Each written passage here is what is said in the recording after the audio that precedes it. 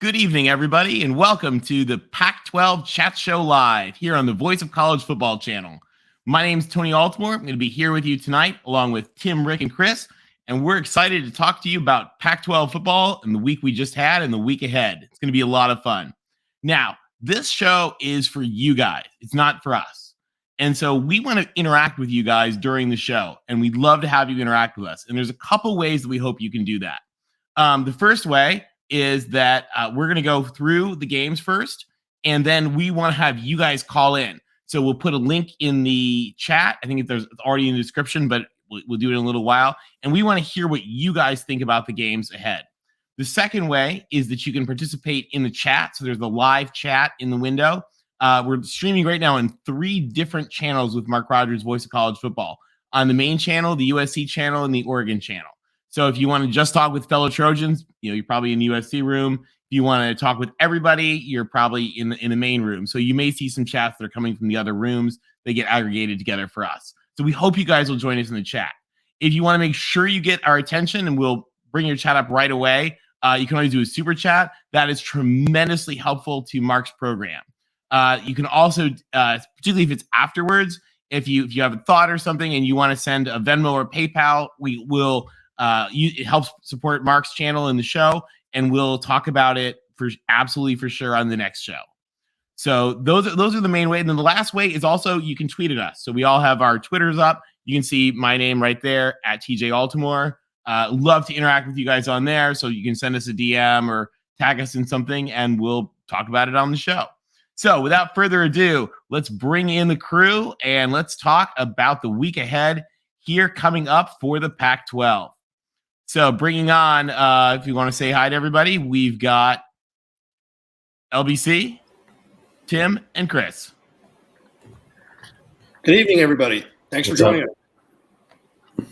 Guys, what a week we've had. The Pac-12 is basically back to normal, which is pretty exciting.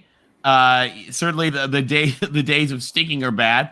I don't know if you guys have heard this, but the Pac-12's performance so far this year is the best that it's been since 2016, when Washington made the playoffs, and I think USC finished number 3. Last year, just for comparison, was the worst year the Pac-12 had since 1946, when our conference included such powerhouses as Idaho and Montana. So we are back in the swing of things, which is kind of exciting. And I wanted to do something just a little bit different here as we get started off, because I want us to talk about our teams that have the week off, in addition to our teams that are here with us right now.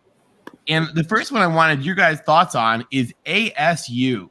Now, we've talked the last 2 weeks about how Coach Sean Aguano has brought a new energy to ASU and brought discipline. He's one of the most legendary coaches in Arizona high school history. And he's brought discipline. He's brought new practice style, a commitment to the players. They talk about love and respect and, sort of everything that NFL Herm Edwards didn't do. And we saw them play great against USC, and then we saw them stick it to Washington. Guys, following this Washington upset, what do we think here for ASU?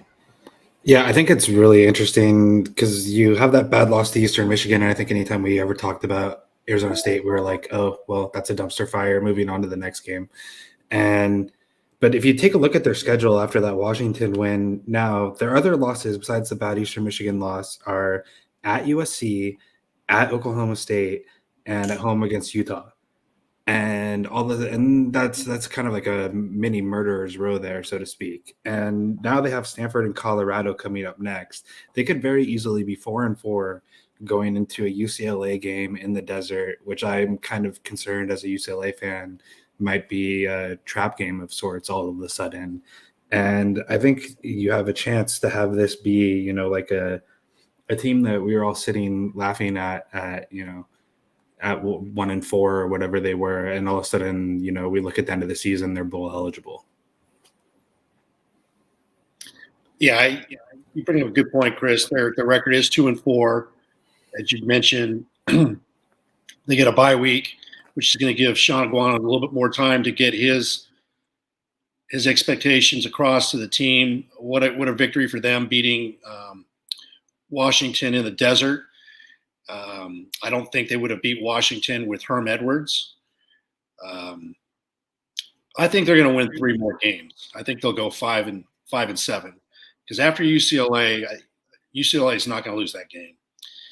Then they're at Washington State, they're home to Oregon State, and then they're at Arizona. So, they have an outside shot of becoming a bowl team. I just don't think that's going to happen. I think it's too much to ask. They've lost too much personnel. Crazier things have happened, but I'm looking at ASU finishing 5-7.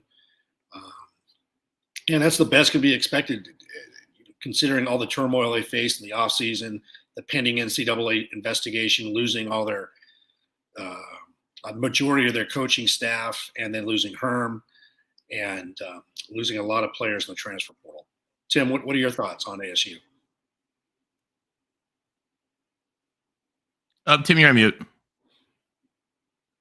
I was on mute. That's tough sledding to move them from those 2 wins. Like you said, they're going to beat Colorado and Stanford. That's pretty much a given. But that means they got to split those 4 games with UCLA, Washington State, Oregon State, and Arizona. And I just think that's a pretty tall task. But as we saw, they really took it to USC. They were testing us a little early, and they handled Washington. So they can play. They're going to have to catch some teams. The problem is I see the fact that they have Washington State at Washington State. If that was at home, that might be something interesting there. But I just see too much defense, to be honest with you, on the returning schedule, and then offense from UCLA and Arizona. I just think it's going to be too hard to pick up 2 games. All right, guys.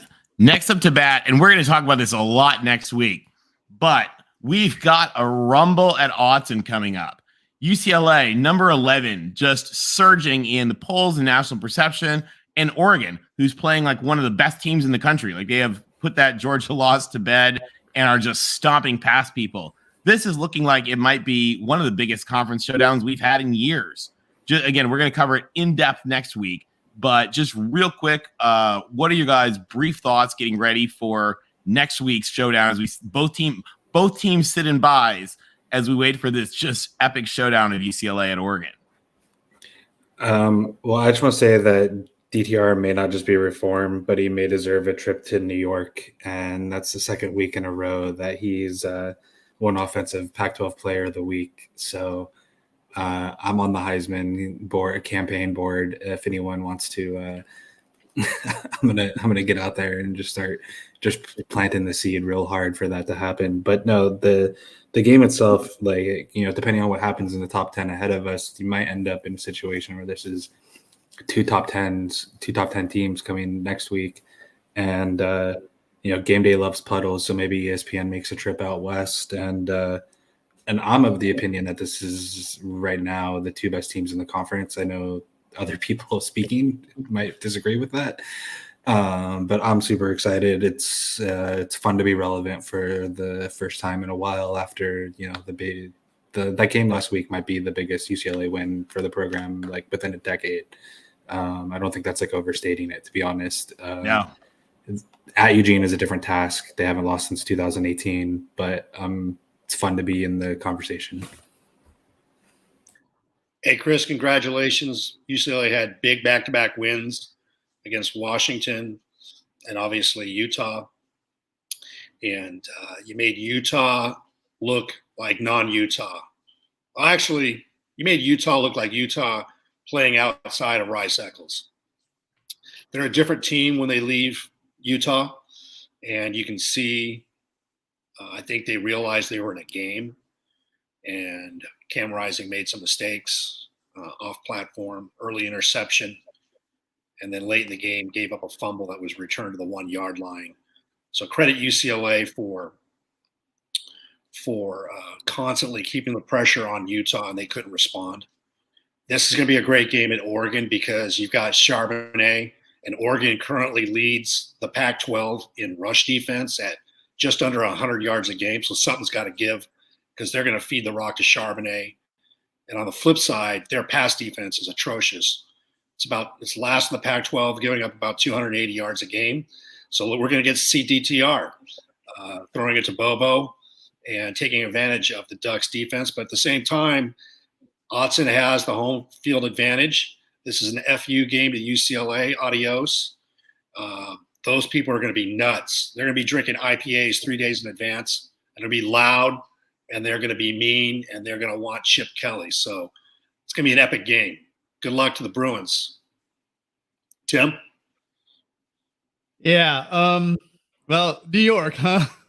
Chris. Definitely. Let's pump the brakes on New York really quick. The only quarterback playing better than DTR right now is CJ Stroud, and that's because they're both in the coaches with Chip Kelly Golf Club between him and Ryan Day.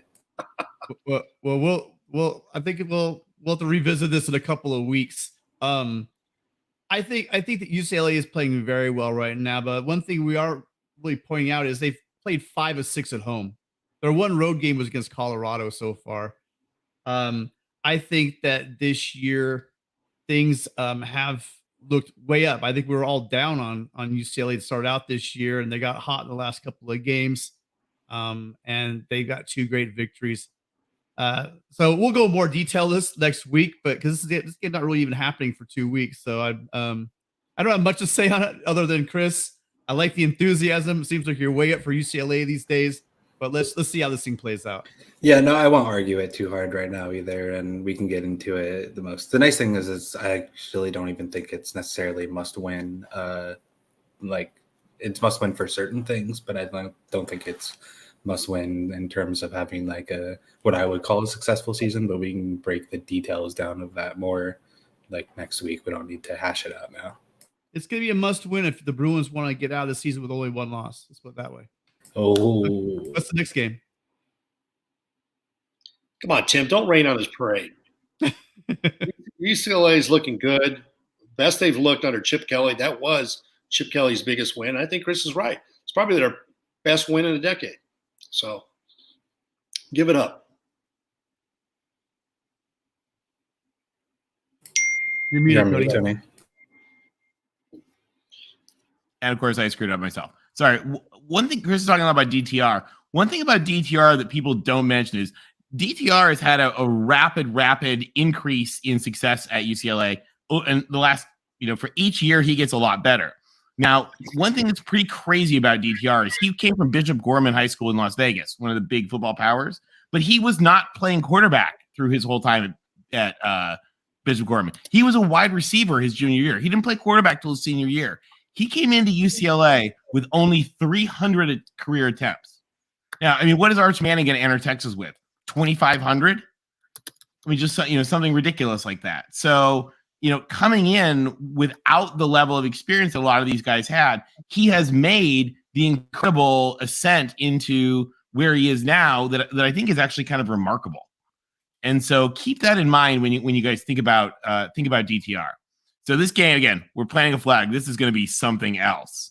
So now let's get into this week, and let's start off with an interesting game. Now, this is Colorado's first game since they fired Carl Durrell. So Colorado is right now sort of been they've even been challenged by their own quarterback alum, Joel Klatt, of where do you go from here? But Colorado, the biggest dumpster fire in the conference. Cal's showing up at Folsom Field. Guys, what do we think? Is this going to be one for Oski or one for Ralphie? So Mike Sanford's the new interim coach of the Buffs. He previously went 6-7 and 3-9 at Western Kentucky and 17 and 18. He's had other stops as an OC and quarterback coach at Stanford and Yale, Boise, Notre Dame, Utah State, Minnesota. And, that's all very nice, but Colorado loses again. The schedule gets a lot rougher for Cal after this. They play Washington, Oregon, USC, Oregon State. So they need to win here and probably against Stanford and surprise in one of those other games or beat UCLA to make it to a bowl game. But I think they hold serve here and they win something like 27-10. Yeah, this is going to be a game that Cal has to win. They're going to take a playbook out of everybody else that's been playing Colorado in the Pac-12. Just run the ball. I think Arizona was averaging 5 yards a carry against Colorado. So you're going to see a lot of Jaden Ott. You're going to see less of Jack Plummer. So give the ball to Jaden Ott. Cal's got a good defense that will stop Colorado's pathetic offense. and the spread's 14.5. I see this game turning out in favor of Cal 34-13. Tim? Yeah. I mean, until Colorado shows me something else, I mean, they're really a bad team. I do, like, for reasons why you guys stated, this game's a 14.5. They're 14. I'm going to go ahead and I'm going to lay out 14.5 easy because I think they win closer. You know, Cal's not known for their offense, but Colorado just looks flat. So, I mean, I can actually see his game being a 33-16 game. Yeah, I think you're right on that, guys. I think that Cal wins this one pretty easily. Arizona, think about Arizona State. We looked at them and sort of their ability to rebound is I think that they have more talent at this point than Colorado does. Colorado was plundered of a lot of its talent, some of it by USC. And so as a result, I think Cal walks away with this one. All right, next up to bat. This guy, guys, this is a game I'm really interested in. And I don't know what to make of because I think a lot of Wazoo and I think a lot of Oregon State. What do you guys think we're going to see with this one? Up in Reser. Real quick, if you haven't seen the last 5 minutes of that Oregon State Stanford game, go YouTube it. There's highlights out there of like the end of the game. It's the most hilarious ending of a game I've seen in a long time. I think it wins the award for worst winning touchdown pass. It's so true. It's so pretty true. Great. So the game itself, Cam Ward is definitely capable of making some mistakes, and he's going up against what we've talked about as one of the better secondaries in the conference. And you know, the flip side of this though is that the Oregon State offense has struggled. I actually don't know what the status of Chance Nolan is, if he's still out or not, but they've had some issues at quarterback. I kind of think this is sort of a toss-up, but if picking the Beavs is wrong, I don't want to be right. And I'm going to take the Beavs with a win of 24-20. I like it. This is going to be a great game. 6 o'clock Pacific. It's going to be getting dark. Crazy things happen after dark in the Pac-12 on the Pac-12 network. Both teams are 4-2. This is a crucial game to get one game closer to bowl eligibility. It's going to be a battle. Yeah, we don't know who's going to be the quarterback of Oregon State. It's at Reser. I like Cam Ward. He's going to have some struggles with that secondary, but I just see Washington State being the better overall team. Again, you have a question at quarterback for Oregon State, and they lost their best tight end. I'm going 31-27 Cougs. Wow. Yeah, I see this one as a toss-up game, and we don't know who the quarterback's going to be for the Beavs. That's the big question mark. But again, if it's at Reser, and you look like at 3.5, you look at they're getting the home field advantage, and I think it's going to be a close game. So I think Oregon State squeaks it out. I think they're very evenly matched. Yeah, I agree with you. They're very evenly matched. If Oregon State had quarterback that was healthy and playing consistently, I think that would be a different story. I was really impressed with Washington State last week, guys. And I think that, and I obviously think a lot of Jake Dickert. I think he's doing some really good things there. I think I agree with you guys that I think Washington State finds a way to pull this one out. Although I don't want to sound cheesy and say this game has no losers, but both teams are ones that I think deserve a lot better attention than they're getting from the world. So I think either way, it's going to be a really, really good game. Now, for those of you guys who haven't seen, really quick, last week we did something really incredible. Speaking of Wazoo, and we had a Q&A session with you guys there in the chat with the chancellor from Washington State. So if you guys haven't seen that, you can look it up on Mark's channel. It's the most viewed Mark Rogers Voice of College Football channel video in months. So it's one of his biggest videos of the year. And there's a shortened link. You can just go to it. Use my last name, .link, so altimore.link/CEO chat. Or like I said, just search for it. You'll find it. Fascinating insight in how and athletic department is actually run. It was really, really cool and phenomenally special of her to chat with us. And I want to be very clear on that pick. Sorry, going back. Sorry, Tony. On that pick, that's assuming Chance Nolan is somewhere near 100% and playing the game. Otherwise, it's going to be the Cougs taking over. Oh, okay. So wait, no. Tim, you got to give a pick right now. Yeah, see, who's your pick? It's not Vegas. I'm staying with my Oregon State. I'm assuming he's going to be all right. Healthy. Because guys, guess what? Another secret this week, we're unveiling our standings of who in our group has been picking and how they've been doing. So another one kind of interesting, guys, Washington and Arizona. So Arizona, both these teams took a hard loss in the desert last week. Arizona got smacked by Oregon, and Washington went down to Arizona State. What do you guys think here? Husky Stadium, what's going to happen in Montlake? Yeah, Oregon last week just ran the same formula of how to beat Arizona by just running the ball and running them over. Same thing Cal did. Colorado, we talked about last week, even had 5 yards of carry against Arizona when they played. You can run the ball on this Arizona defense. But what's interesting is when I think about Washington and the games they've won and when people were hyped up about them, it was all the Penix show and how he could sling it around. And so maybe, I think if Washington is disciplined and runs the ball, they have no problem. If they try to open it up, then maybe something crazy happens, but I don't quite see it. And I think Washington takes care of business, especially back home in comfy Husky Stadium, and they win something like 24-41. Yeah, I have a similar outcome. Washington's going to be back at home. They've got too much for Arizona with Penix back up there at Husky Stadium. They got great wide receivers in McMillan and Odunze, I believe is his name. Both of them have 4 TDs. Arizona does have Jaden Laura.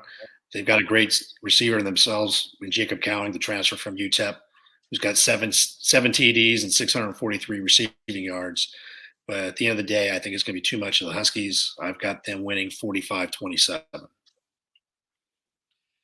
Yeah, as Chris alluded to, the only team that has a worse rushing defense in the conference is Colorado, who's last place at 131 in all of college football, giving up 294 yards on the ground a game. But the Wildcats are not much better. They're giving up 6.2 yards a carry, and they're giving up 228 yards a game.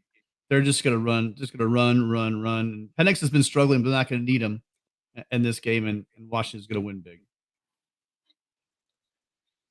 I agree with you guys. I think Washington's going to walk away with this one. I think a lot of Arizona deeply respect Jed Fish, but I think Washington, some of you guys in the chat were talking about Washington's on the warpath. I think you're right.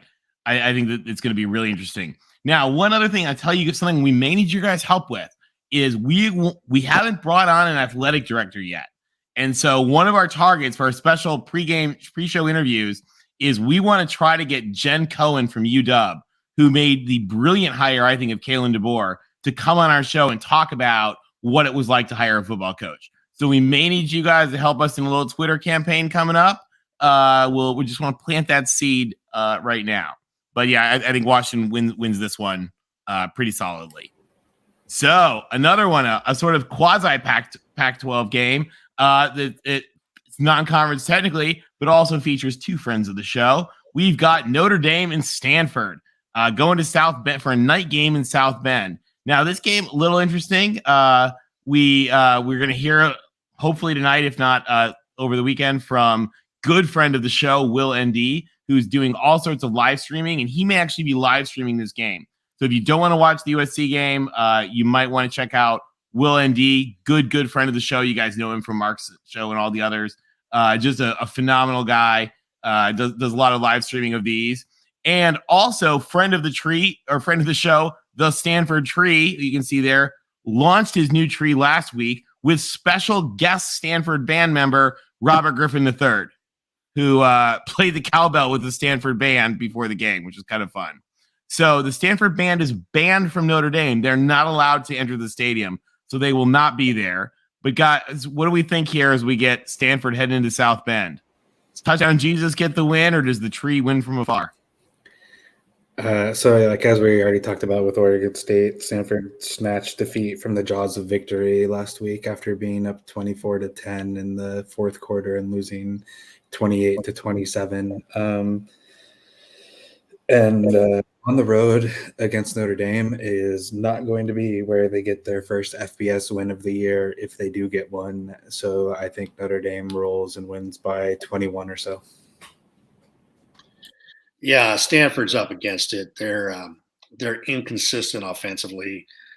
They've got a good running back in Casey Filkins. He's got 339 yards, 3 TDs, and they've got a trio of wide receivers in Wilson, Higgins, and Tremaine that collectively have about 50 receptions for 745 yards and 7 TDs. So they do show some offense, but Notre Dame's defense and playing at home is going to be too much for Stanford. Stanford's going to roll to another loss. I've got the Irish beating Stanford 37-17. Yeah, the line's 17. It's in South Bend. Stanford, again, if it wasn't for Colorado, would be the worst team in the Pac-12. Their defense is terrible. Their rush defense is way up to like 109th in the country, I believe. It's going to be a walk in the park for Notre Dame to cover easily. I think not to join the bandwagon. I think you guys are right. Actually, I agree. Wet Blanket right here. Wet Blanket, by the way, awesome guy. You guys will see him in chat of lots of these shows. Wet Blanket, I think you're right. ND 28, Stanford 17. I think that's a pretty solid. Troy pretty well. Notre Dame 31-14. I think you guys are right, especially night game at Notre Dame. Alex points out 2 teams going in opposite directions. I agree with all you guys on this. I think Notre Dame walks away with it. But definitely check out Will's channel, guys. Will ND. He's a really good guy. And if you guys haven't seen it, just a reminder, because it's still out there, another one that thousands of folks have watched. We did a long chat with you guys and the Stanford tree. There's a short link for that there. You guys go to altimore.link/tree. If you guys haven't seen it, it's actually fascinating to learn what goes into the Stanford tree. So it was a pregame chat we did for the Stanford USC game. You can skip. Tree actually did some pretty good football predictions. He knows a lot about football. But it was really, really interesting. Not only is that kid the Stanford tree, he's the CEO of a video game company. So it was a really kind of neat, fun interview and something kind of cool here in Voice of College Football, if you haven't checked it out. So, guys, let's talk about our big game. We talked about, quoted last week, a little bit from the Aeneid of Virgil. We reminded ourselves from where Virgil wrote, "Here provided seats of meditative joy, where shall arise again the destined reign of Troy." And part of the reason that we talked about this last week and that we're really excited to announce something coming up next week. So I want to talk about this real quick before we preview the game. We are bringing you the Trojan himself on the Voice of College Football. So we're going to have a very, very special pregame chat with the actual USC Trojan, the drum major who stabs the field. Jacobo is his name. He's an awesome guy, really interesting story, and he's going to be doing a live chat with you guys on the 20th. So more details to come, but it's going to be really cool. And here he'll talk a little bit about his role, sort of representing the Trojan himself. It'll be pretty sweet. So now let's get into this. This is by far the Pac-12's game of the week. USC Trojans going into Utah. Guys, this is, for all of the hoopla, this is the highest rated USC team that Utah has ever faced.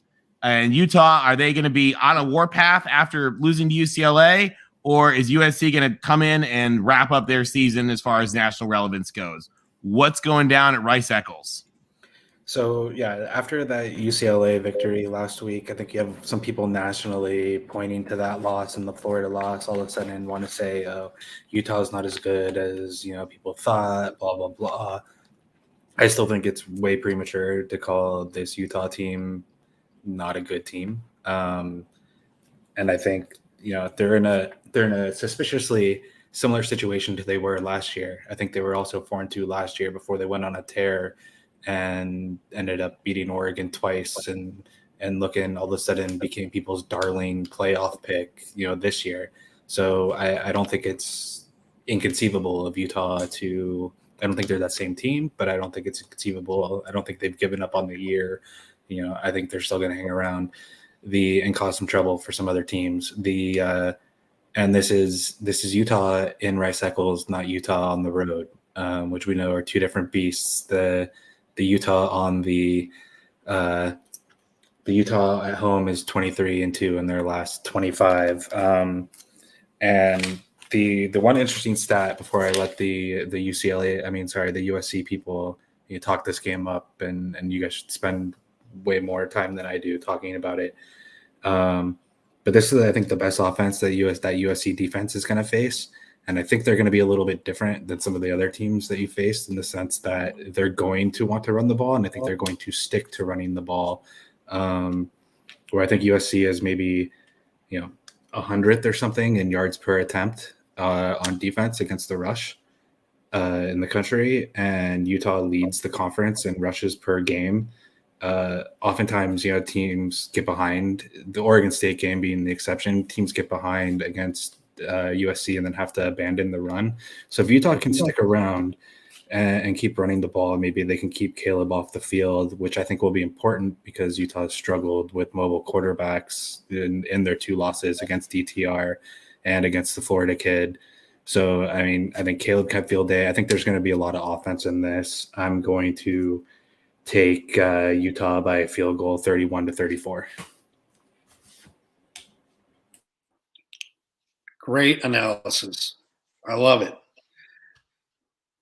Kyle Whittingham is the longtime Utah coach. This is his 18th year. Guy's a solid coach. He doesn't speak much in the media. Doesn't need to. He's built his program. It's solid, respected. Some people, like you said, Chris, are questioning him. That's the national media honks because they've got a narrative that they're dictating. Happens every year. But Kyle Whittingham let something out of the bag this week.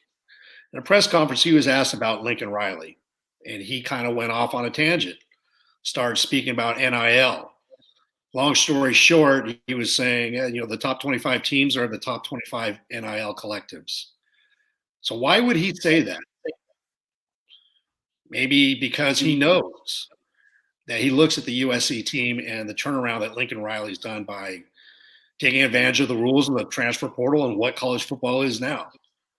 Kyle Whittingham doesn't have any more years at Utah, but I thought that was telling because Utah is a wounded dog, and he's going to try to do anything to get the crowd stoked, to get his team stoked, because he knows this is the last stand.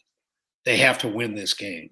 If they lose to UCLA and USC back-to-back, they're essentially done for the Pac-12, going to the Pac-12 championship game. And I want to thank you, Chris, and all your UCLA brethren for making that game actually a game last week, because I don't think Utah thought there was going to be a game. So now they have to go back to Rice-Eccles and play a USC team that's got nothing to lose. And like I said in our USC postgame show, this is a kill shot. USC has the opportunity for a kill shot. And this game, we're going to see about Lincoln Riley, because he's going to scheme against Kyle Whittingham and Utah at Rice-Eccles. Look for Rayleigh Brown, freshman running back out of Mater Dei. Look for him to go on a wheel route, because the front seven of Utah is not as good as it used to be. Devin Lloyd is no longer on that team. And their linebacker replacement out of the transfer portal, Diabate from Florida, doesn't do so well against the pass and pass coverage. So look for some plays. Look for USC to run the ball. This is going to be a great matchup. There's supposed to be 20 NFL scouts there. Clark Phillips III has 5 interceptions, ran one back against UCLA. He's got, I believe, 3 TDs, 5 interceptions. So him and Jordan Addison, if they do play against each other on certain plays, that's going to be something to see. But I don't think USC is really going to Caleb doesn't need to test their secondary. We're going to run the ball. We're going to run the ball right at them, and they're going to find their shots. I think you're going to see Caleb scramble because, as you pointed out, Chris, they couldn't stop Anthony Richardson. They couldn't stop DTR. So let's see what their defense can do in terms of stopping Caleb Williams. Now, the one thing that's really going to carry the Trojans and there's not a lot of respect. Yeah, USC can't stop the run, yada, yada, yada. But USC's defense is improving to the fact that they are the number one in terms of team sacks with 24. There's 4 guys, Thule, Bird, Figueroa, and Tellini, that total 16 of those 24 sacks. They also are number 1 in the NCAA with 12 interceptions. Utah's number 3 with 10 interceptions. I mentioned Clark Phillips III. Max Williams, Mekhi Blackman, and Kalen Bullock each have 2 INTs apiece, and that's something that Rising is going to have to deal with. And we know that when Rising's off a platform, he's prone to making mistakes. We saw that interception in Florida. We saw that early interception against UCLA when they're in scoring position around the 30-yard line. He didn't need to throw that interception. And then he fumbled the ball late, picked up, taking all the way to the 1-yard line. So Cam Rising is pressing because he doesn't have his top tight end. His third tight end, I believe, is also injured. He's still got Dalton Kincaid, and you've got a 6'5" wide receiver, Devon Vele, that is their leading receiver. All in all, it's going to be the USC defense and running game that is going to go ahead and be the feature. And they're going to take their shots when they find Utah looking in to defend the run. They're going to take their shot and get a couple big plays. I see USC winning this game 34-30. So very close to your prediction there, Chris. But this one's for the Trojans. And adios, Utes. Yeah, great job breaking down the stats. So I'm not going to go over the defensive stats at USC because that's what I was going to say. See, in the past, it's been where USC goes in the right cycles and we're going up against the vaunted defense of the Utes. And although USC is giving up a lot of yards, these are a lot of empty calories. You know, they're leading the Pac-12 in scoring defense. It's a stout defense. It's nationally ranked. I don't remember the exact number, but they're way up there when it comes to red zone defense as well. This is a very stingy defense. We give a lot of yards between the 20s, but when you get inside the red zone, some of the length, you know, and some of the athletic ability on the USC team and the ability to get to the quarterback. I like the fact that Rick brought up this year, Cam Rising seems like he's just doing some really strange thing. We talked about early on with, again, that Florida throw on 2nd down, just threw it away. I really like USC's chances to cause havoc because of our pass rush, our defensive line. I mean, let's face it. Who would have thought going into this year, we thought defensive line might be our weakness on our team. But, you know, here we are leading the country in sacks and that all the pressures, a lot of these interceptions we're getting, a lot of turnovers we're getting are caused by the havoc we're causing in the backfield. And although we're going up against a really good defense, and I'm more so, here's the thing with Utah. Usually I'm scared of these gigantic monster of human beings are getting this huge push on our defense line, shoving us around like we're children. I don't think they really have that anymore. And as Rick said, Devin Lloyd's gone now. And I do, like you said, Rayleigh Brown, you know, Travis Dye is also a great running back, a receiver out of the backfield. So I think that's where we're going to eat a lot. I think they're going to key in on that linebacker. They're going to try to get as many mismatches as they can. And I like the way we're running. Zach Charbonnet actually does have more yards and a slightly higher per carry average than Travis Dye, but Travis Dye is 2 in the conference and not by much. And I want to remind everybody, we didn't play any FCS schools or any really super easy, except for even Rice is turning out to be a little more stout than anybody that UCLA played early on in their non-conference games. So I really South like Alabama's 4-1. South Alabama. What? They're the Sun Belt. Where are they? What is Rice? Well, my point is this. Okay, all fair points. All fair points. My point is this. I'm saying that I think that Travis Dye is the best running back right now in the conference, and I think that we are going to be able to run the ball against them. You know, they do have, again, in their secondary, they do have a solid secondary with Phillips and Cole Bishop, you know, who's a strong safety. But I think we run the ball, and then we throw it out of the backfield using Rayleigh Brown and using Travis Dye, and we win this game fairly comfortably at 33-24. All right. So first I want to address what real quick. I agree with Tide Guy when we're talking about what was Kyle Willingham doing. Ty Guy, you are absolutely right. I think he was trying to rally the boosters. I mean, we saw the same thing with Nick Saban. When Nick Saban was going on his whole thing against Jimbo Fisher, it wasn't really Nick Saban trying to talk smack to Jimbo Fisher. It was Nick Saban trying to get the Alabama boosters to better step up and open their wallets.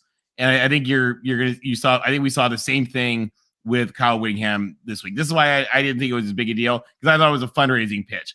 And to the guys who doubt me, spend some time watching politicians talk when politicians go to dinners, because that's exactly the same thing they say. If we don't win the election, these terrible things are going to happen, and so we need you to open your wallet so we can win the election. It's exactly the spiel that football coaches are making today. Now, as for this game, I agree with you guys. It's going to be a heck of a game. I don't know what we're going to expect. Before the season, I wouldn't have thought USC would win at all. I didn't think we had a chance. Now we're looking, and I think if our defense can play like they have been, and our offense can do just even a little bit of what we're expecting, I think we are going to see something really, really special here. And I think USC pulls off an amazing win. So I might not put my money on it in Vegas, but I'm giving my vote to SC to pull off a big one on here. So real quick, let me tell you guys what we're going to do next. We have a couple of folks that have been waiting here. So we're going to bring you guys on to chat in just a sec. And then after we do these three callers, we're going to unveil the new Voice of College Football community projected playoff grid. So that you guys stick around for just a little bit for that. But first, we want to hold ourselves accountable. So, we make these picks, but what does it do? How do we do? So let's take a look at how we've done looking at our past few weeks of picks. So taking our last 17 picks. So, the first couple of weeks were kind of boring and useless. So starting with week 4, we've actually tallied up how we've done for our picks. And real quick, you guys in the chat, tell us in the chat, who do you think has the best picks and who has the worst?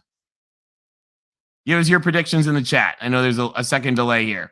And then we're going to bring on Alex, Desmond, and Jeffrey to chat real quick. So tell us, guys, who do you guys think has the best and worst picks? Everybody's chatting. Larry's chiming in, talking about that there. Ralph's predicting Tim leads. Mikey's giving it to LBC. All right. So Alex worst. Who's Alex? I'm not sure. I wonder if that's me. LBC, you're getting some fan love here. All right, guys, let's take a look. So in last place, we have Tim at 11-6. Ooh. Sorry, Tim. Who compiled these, by the way? LBC. Second place, I'm tied with LBC. And in first place, we've got our Bruin. Chris is leading us here. So we'll see. This may get real interesting next week. So we'll take a look at that. All right, guys, just real quick. Let me first bring in. We're gonna do the guys. We already promised a couple folks we do you guys, and then we'll get to our rankings, which is gonna be interesting. So let me bring in Alex and Desmond really quick. Alex and Desmond, welcome to the show. What do you guys think about the games coming up? Well, we're back from bye week, and like you guys were saying, Colorado, I saw them last year.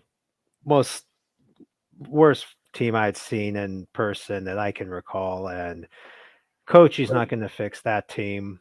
They fired the defensive coordinator, which makes sense, but as someone mentioned, the offense is also just so bad. And my only thought is, if we come out, assert ourselves, Jaden not that I'm expecting him to run for 300 yards, but if he can put on the show like he did against Arizona, I would expect he can do it against Colorado, no matter what they have coaching with that team at this point. So, yeah, as you guys said, like, we have Washington next week, so still kind of a wait and see as to where this team is. But and USC Utah, that's really interesting insofar as SC has UCLA, but after Utah, SC is almost home free because the rest of their schedule is Arizona, Colorado, Cal, and Notre Dame. So, I mean, they're halfway there. So, and it's really do or die for Utah. So, looking forward to that as well. And I only noticed this, but next week is funny because next weekend there are 3 Pac-12 games on Friday, and the only one on Saturday is Cal Washington. So just something I found peculiar, but we'll be in prime time for Washington. So looking forward to that as well. It's going to be a fun one. Desmond, what do you think about these games coming up?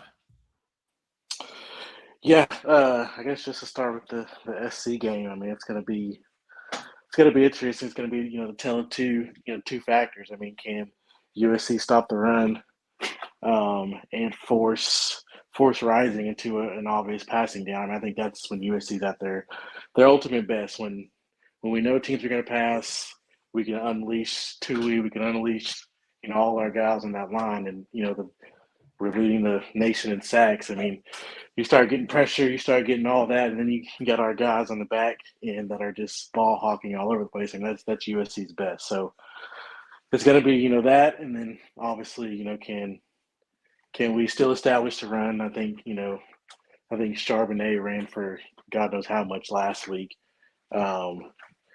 With Travis Dye, and then Raleek, can he get out in space and finally use that speed that he showed a little bit against Arizona State? Yeah, I mean, I can see 31-21. I think this is going to be kind of a lower scoring game because both the teams want to run the ball against shaky run defenses. All right. Now, can you guys stick? You guys want to stick around for a little bit, and we'll do because I think you guys may want to chime in a little bit on the once we get to the playoff perspective rankings. Yep, I'll stick around. Okay, I'm gonna move you guys to the back real quick, and we're gonna bring in Jeffrey for a couple minutes here, real quick. Jeffrey, welcome to the show. I'm doing good, thanks. I'm glad I'm back. I'm sorry I cut out the other night. I probably might cut out now too because our internet's struggling a little bit right now. So if I cut out, I'm sorry. But one question I wanted to ask before I get to football, it's kind of bizarre, but can you guys read my comments in the chat? Do you see mine only talk sports on there?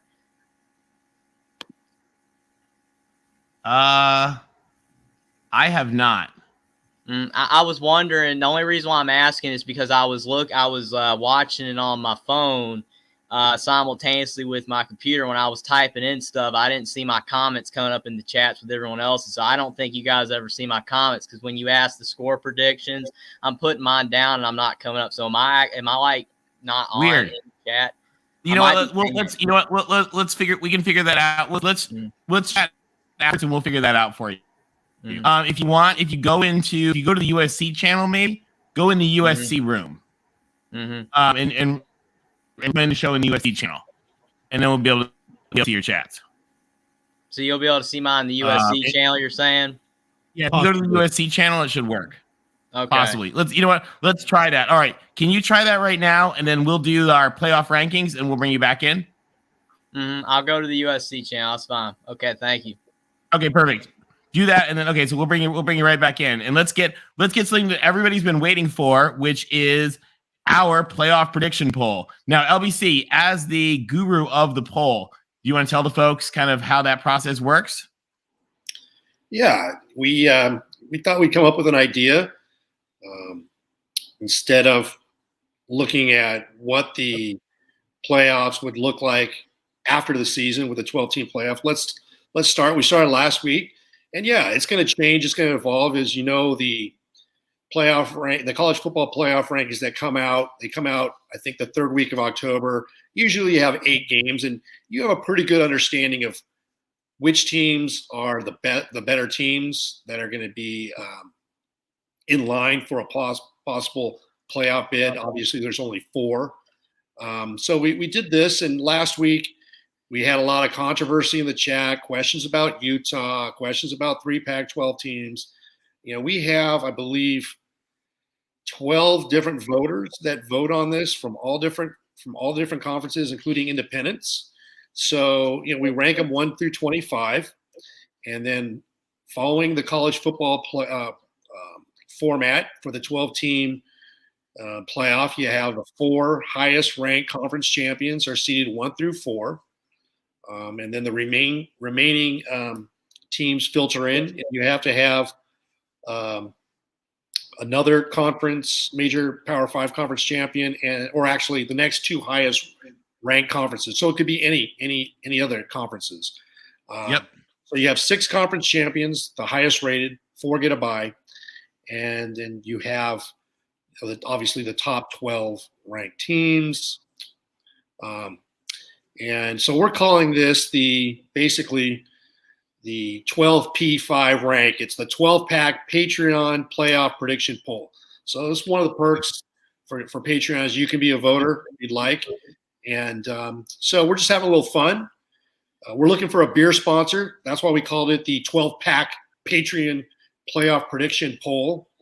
With a special PAC-K because it's here on the Pac-12 show.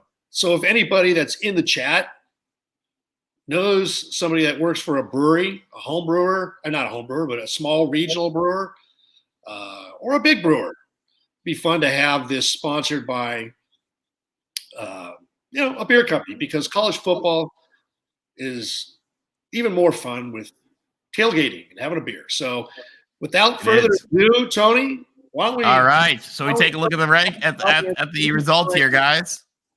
So our number one, again, there were voters from the Pac-12, the ACC, the SEC, the Big 10, the Big 12, and even an independent voter. So we tried to make sure that we had representation from everybody to get a real balanced view.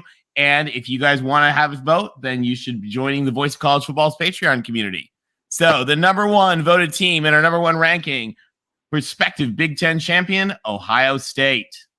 Ohio State takes the number one spot away from the SEC this week. Number two, prospective, what the voters thought was going to be the SEC champion, the Georgia Bulldogs. Number three, possibly hosting a prospective Orange Bowl, were it to happen, and realistically, would be the Clemson Tigers. Next up, hosting a first-round game in Tuscaloosa, but not the conference champion, so not automatically getting a bye, the Alabama Crimson Tide. Followed by the Michigan Wolverines, who will host a visiting team in Ann Arbor, respectively. Next, the USC Trojans, likely hosting the Rose Bowl in Pasadena against the winner of Alabama and a team to be determined.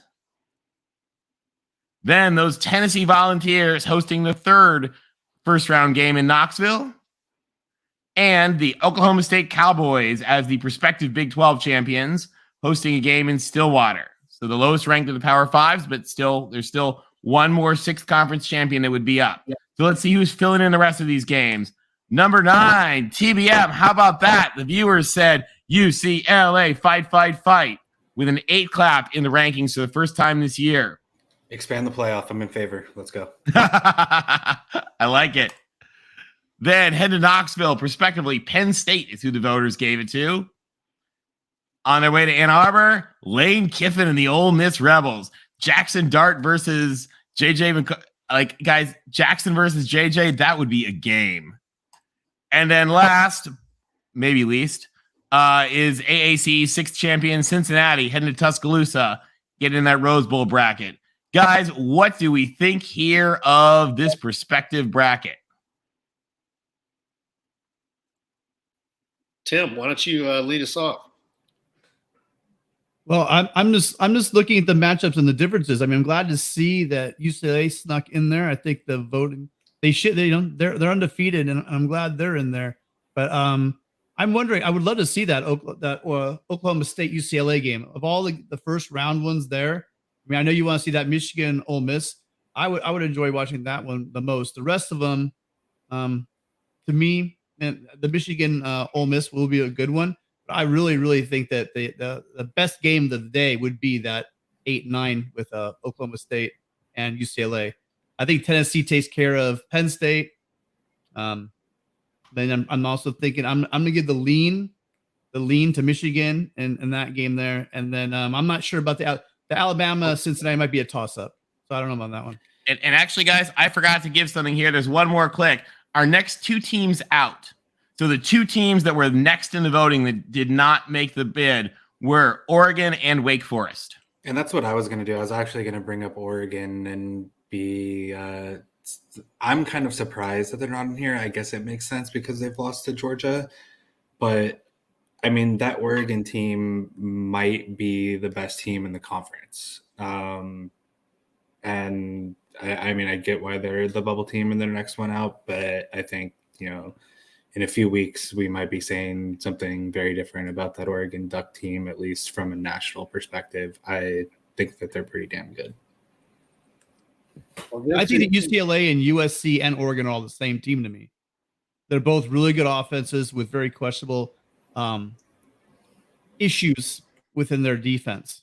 You know, none of those defenses to me are really playoff ready, to be honest with you, in my opinion. I think the closest one defensively wise is USC for the reasons I stated when I talked about the game earlier. This is going to keep on evolving. We played 6 games, and this is one of those separation Saturdays. You're going to have Alabama going to Tennessee, 2 undefeated teams. It's going to separate the contenders from the pretenders. You've got Penn State going to Michigan. They're going to answer a lot of questions because there's been a lot of, pundits, media asking, who's Michigan actually played, so same thing about Penn State. Now Penn State has a win. They beat Auburn down on the Plains. So that's going to be a great game.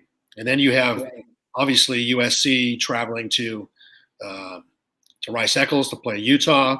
You also have TCU and Oklahoma State strapping it on. And I think you also have, Clemson, Florida State? That's going to be another defining game.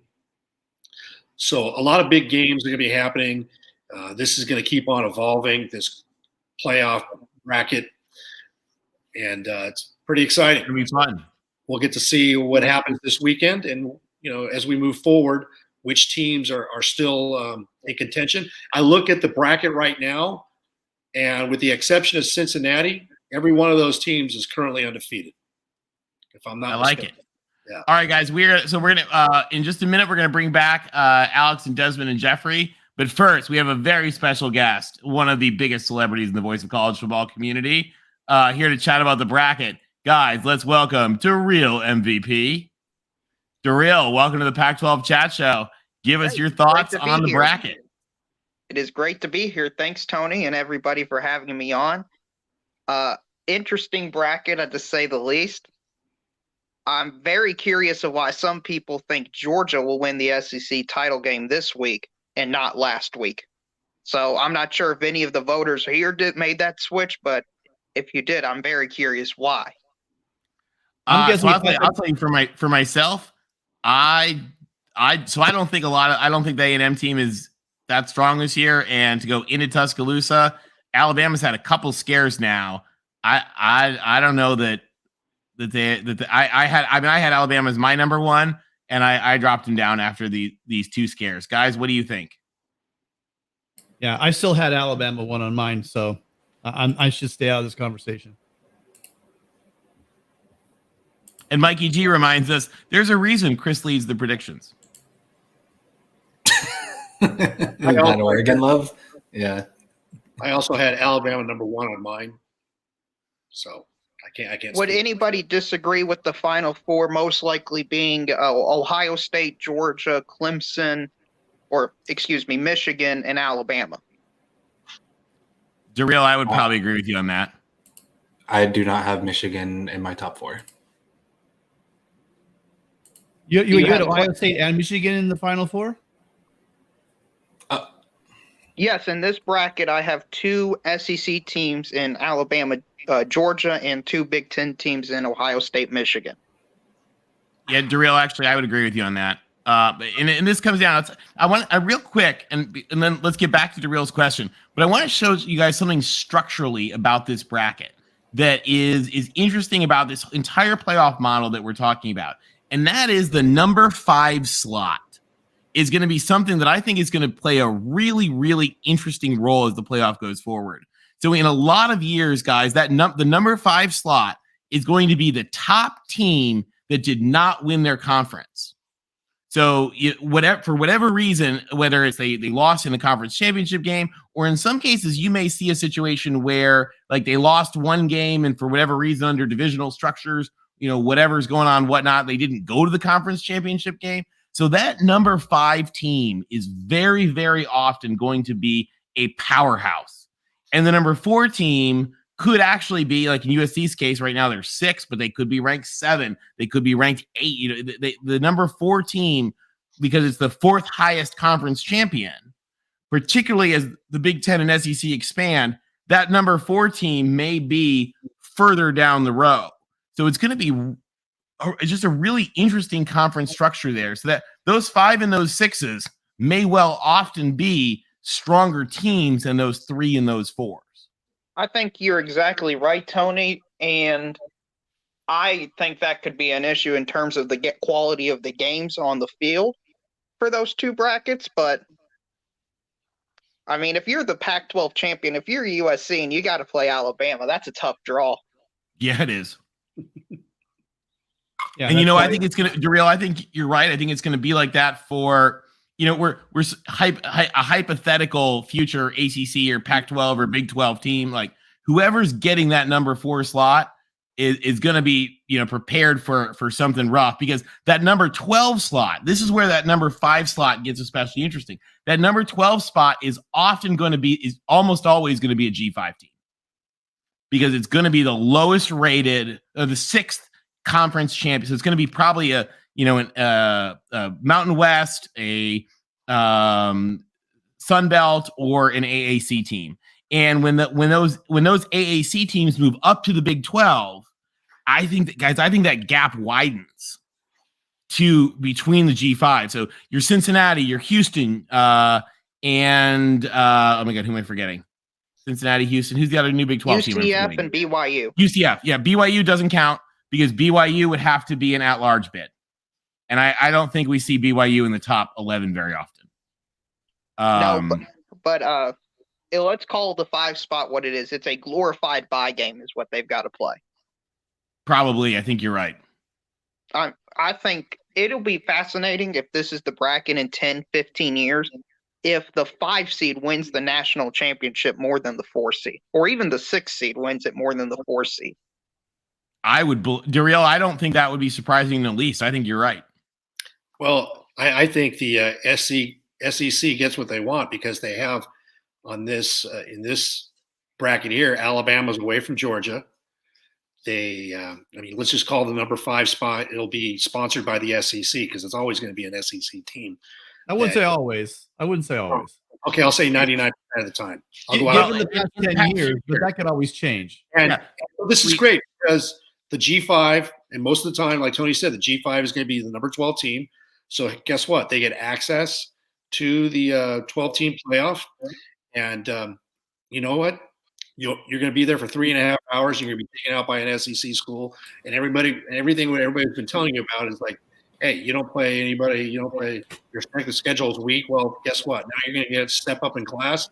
You got the opportunity to knock off second place SEC team. Good luck. And then the winner of that plays the 4th highest rated conference champion. And by the way, real quick, I agree with you guys. Some of you guys in the chat that I've always been a supporter of a 16-team playoff anyway. And so I agree with you guys. I like the idea of not having the buys and having more teams in. I think, inclusion, because I also think the more we talk about this, guys, and I know this is one thing that Josh Pate hates it. A lot of us, have our reasons to dislike it, but like when we get, guys, these games would be so fun, but like the Bahamas Bowl will matter a whole lot less. The Meineke Car Care Bowl, I don't even know where that is even played, will matter like nothing. So I agree. Alex points out 12 is a warm up for 16. Listen, you can go to 16, and if you all are willing to accept that another SEC team's probably going to get in, that's fine. Hey, yeah, you're laughing. Mississippi State, I believe, is 15 in the country. Oh no, Darrell, I'm not laughing at all. I because I think the more you have in there, the more you can allow for more inclusion of more. You get an extra SEC team, you get an extra Big Ten team. Okay, fine. I mean, in this right here, guys, because we're talking about after 2024, we have 1, 2. I guess USC would still be in there, though they wouldn't be the Pac-12 champion. Oregon would have come in as the number 4 seed, and USC would be where Tennessee is now. To be clear, I wasn't laughing maybe we because should I have done it that disagreed way. with it. What? I wasn't laughing because I disagreed with it. I was just laughing because it was funny. Oh, okay. Sorry. Yeah. So actually, I guess maybe what do you guys and tell us what do you guys in the chat think? So we're doing this as perspective for the future. So should we be putting USC and UCLA in the Big Ten? Not for this year. Okay. So just kind of an asterisk. Because if you do that as well, you're going to have to get rid of Cincinnati because they're a Group of 5 team. You're right. And actually, the other thing, Jareel, I'm thinking about this. Tell me what you think on this. Because they're not playing Big Ten teams, it doesn't make as much sense either. Right. And I think the quality of it depends what division they are. If they have divisions, it would be all confusing if you try to project that far out. And I mean, if we talk about it later on in the year, Texas could be thrown in this for a week or two as a 2-loss team. That would be confusing because they're playing a Big 12 schedule. You're right. That was a stupid idea. With a stupid idea withdrawn. No, it's fine. It's fine. The worst idea is an idea not said at all. Oh, no. I can tell you that is not true. Yeah, I've heard some ideas that probably should be kept silent. So yeah, Twitter reminds us regularly that there are plenty of ideas that should be kept silent. All right, real quick, guys. We've got we promised them. Let's bring back Alex and Desmond real quick as well. Darrell, you're welcome to hang out for a minute. Alex and Desmond, what do you guys think of this playoff bracket? I'm being a little facetious, but where's James Madison? I agree with you because I rated James Madison above Cincinnati. Yeah, so did I. James Madison cannot make the playoffs because of the transition rules. Right, so but they legally cannot make it under NCAA rules. Darrell is right. So for those in the voting way, we have allowed them because we also say that we don't have we don't have the playoff bracket yet existing. So we did give James Madison a waiver in that whole non-existent rule factor. But yeah, you're right. To everybody who's wondering about James Madison, they are held by NCAA rules. They are not eligible for playoffs or a bowl. Am I right? I believe so, because I would talk to Mark Rogers on his call-in show last night about this. The Bellarmine Knights won the ASUN tournament in basketball. They didn't make March Madness or the NIT.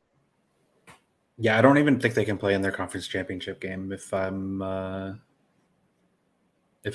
remembering correctly. I think you're right. But I do have them in front of Cincinnati in my personal pick. Desmond, what do you think? Yeah, I mean, I think it's very interesting. I think we all agree that. I know some people said Alabama's they have them as number 1, but I mean, Ohio State just looks really good. I know they haven't really faced anybody. I know that Notre Dame win is looking very, very, very, very bad. Well, not very bad, but it's not as good as we were once thinking. It's very interesting if we go back to August and we just talk about conferences. How bad the Big 12 is, how bad the ACC is, and how the Pac-12's kind of risen to that third best conference behind the Big 10 and the SEC. I mean, you can kind of even just how deep it is. You can kind of even put them on par with the Big 10. And I know the 2 top teams in the Big 10 are probably better than all the Pac-12 teams, but I mean, just top to bottom. I mean, I think the Pac-12 has a legitimate chance to be that number 2 best conference. So it's very interesting looking at this bracket and seeing how the Big 12 and the ACC have fallen. Tony, I'm not sure if you got the results in front of you, but where did TCU? How close were they to making it? I think they were maybe 2 behind Wake, if I remember. Because I think in the actual polls right now they're 13. Yeah, they're higher. They're higher in the actual poll. Okay. I think our voters are a little skeptical of the the Make-A-Wish kids. Well, I they think go they're to Oklahoma State this week. So Yeah, I think that folks were probably anticipating that might end. Where's Wet Blanket in the chat? Wet Blanket, are you guys going to end this TCU Make-A-Wish kid status? is the Tell game us, at Wet Oklahoma Blanket. State or is it at TCU? I'm not sure. Who knows? Okay, I thought it was at Oklahoma State. I do want to say too, man, this is very. I mean, I think there's a lot of parity in college football right now. I mean, if you just look at the games from week 1 to now, Alex there's points out maybe to forward. been Keep going. there may be 3 dominant performances. Like the whole year. I mean, it's just start to finish dominant. You had that Oregon Georgia game that was just start to finish dominant. What Tennessee did last week to LSU was pretty much start to finish. And then, I know Texas isn't in this bracket, but I mean, what they did to Oklahoma, which is, who knows what's going on in Norman, but start to finish, that's pretty. They were dominant. But if you look around the whole college, just in the big games, I mean, there's not a team that's been completely dominant. I mean, Georgia's been struggling the last 2-3 weeks with their games. So, I think you look at like Michigan, Ole Miss, and you think whoever wins that game, like, okay, you have Clemson. Well, I mean, I give both those teams a very good chance to beat Clemson. I think you're right. I mean, Tennessee, Penn State. I mean, with how Georgia's playing right now, I mean, you look at a team like Penn State that has that very good defense. You look at a team like Tennessee that can put up points against anybody. I mean, they have a puncher's chance as well. So, I mean, the parity in college football is not like it has been the last 3, 4, 5 years where, Georgia, Ohio State, and Alabama are just steamrolling even the ranked teams. I mean, I think the ranked teams are putting up – nobody's been very dominant this year. I think you're spot on in that. All right, guys, let's go for any more quick thoughts on our bracket before we bring Jeffrey back? Hey, Tony, that OSU TCU game's at TCU. Okay. Yeah, I still think OSU wins. I could be wrong. I like Sonny Dykes a lot. I have a lot of friends from TCU. I totally respect TCU. And YouTuber Clint Foster, who's a devout TCU guy, is one of the funniest football skit people on all of the internet. So I love him. And if TCU win, I could be wrong. I just think Oklahoma State rolls them. I do have one more comment. Somebody mentioned Texas being, a 2-loss team in here. With Quinn Ewers, they're just a totally different offense. They're a totally different team. They were. I mean, I think they would have beat Bama if they had Quinn Ewers. I agree with you so completely that I had him as my number 7. Right. So I mean, I was listening to Chris Fowler does one of these podcasts talking about college football, and he was making a reference to that 2016 USC team that was like they started off really slow, then they rattled off 6, 7, 8 wins in a row. And once we got down to the bowl time and playoff time, they were like, they're on that fringe of, the teams that may not make the playoff, but that's a team that you do not want to play.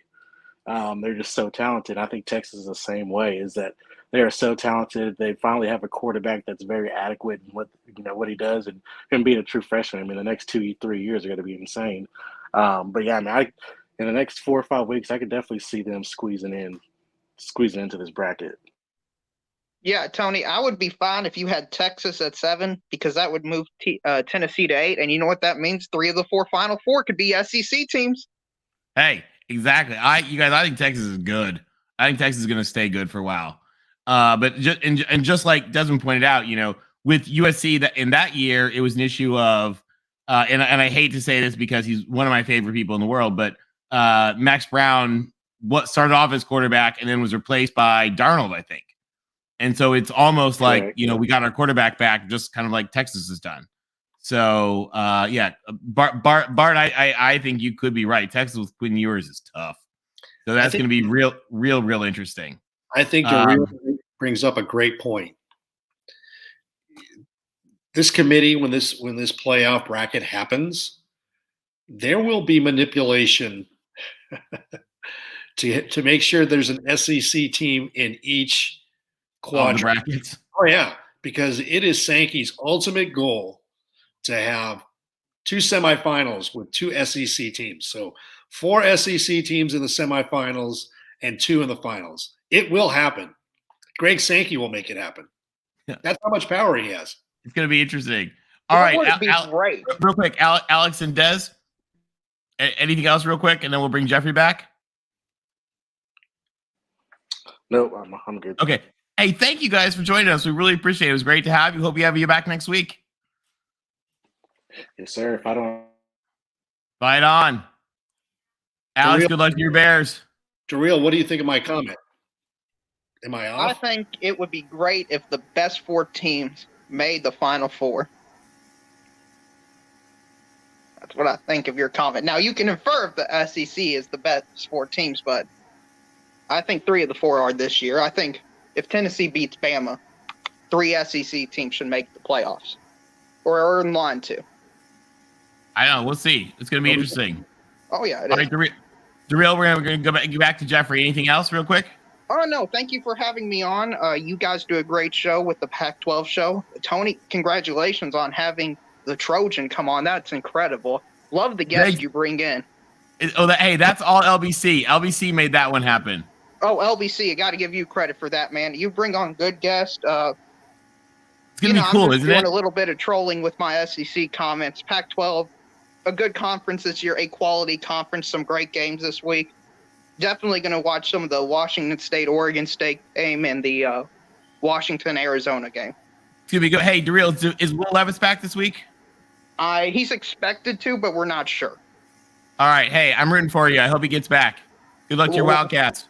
Kentucky needs him. They do. Hey, thanks for joining us. We're always glad to have you. Yeah, good. Thank you for having me on. Hit the like and subscribe button, people. All right. Hey, thank you. And Darrell brings up a really, actually, that really matters a lot. If you guys could, for Mark's channel and for the Voice College football community, if you could just take a moment and hit that like and subscribe button, it makes all the difference in the world. Whichever room you're in, it really helps it with YouTube. And so we really appreciate that. All right, guys, we've got back Jeffrey from Only Talk Sports, solving the chat issues I see. Jeffrey, sorry, let's pick up back where we were. So last thing on that. So basically, I can't get none of my comments in the main channel. Obviously, we'll figure that out. So I just go to the USC channel and it will do it every time. Okay, then. yeah. If you email me, let's coordinate that. We'll figure that out. And another thing, I did write you back on when you commented on my channel. I didn't know your email, so that's why I didn't.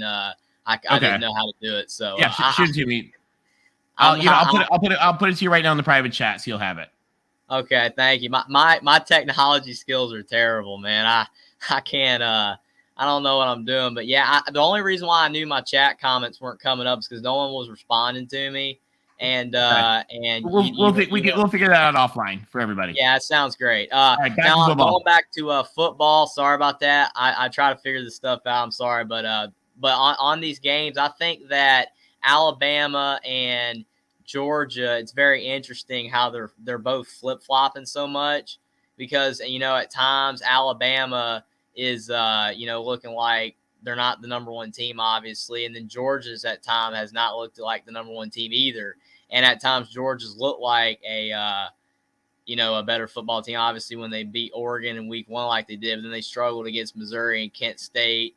And then you've got Alabama struggling against Texas and Texas A&M. So I just think it's interesting how they're both flip-flopping like they are.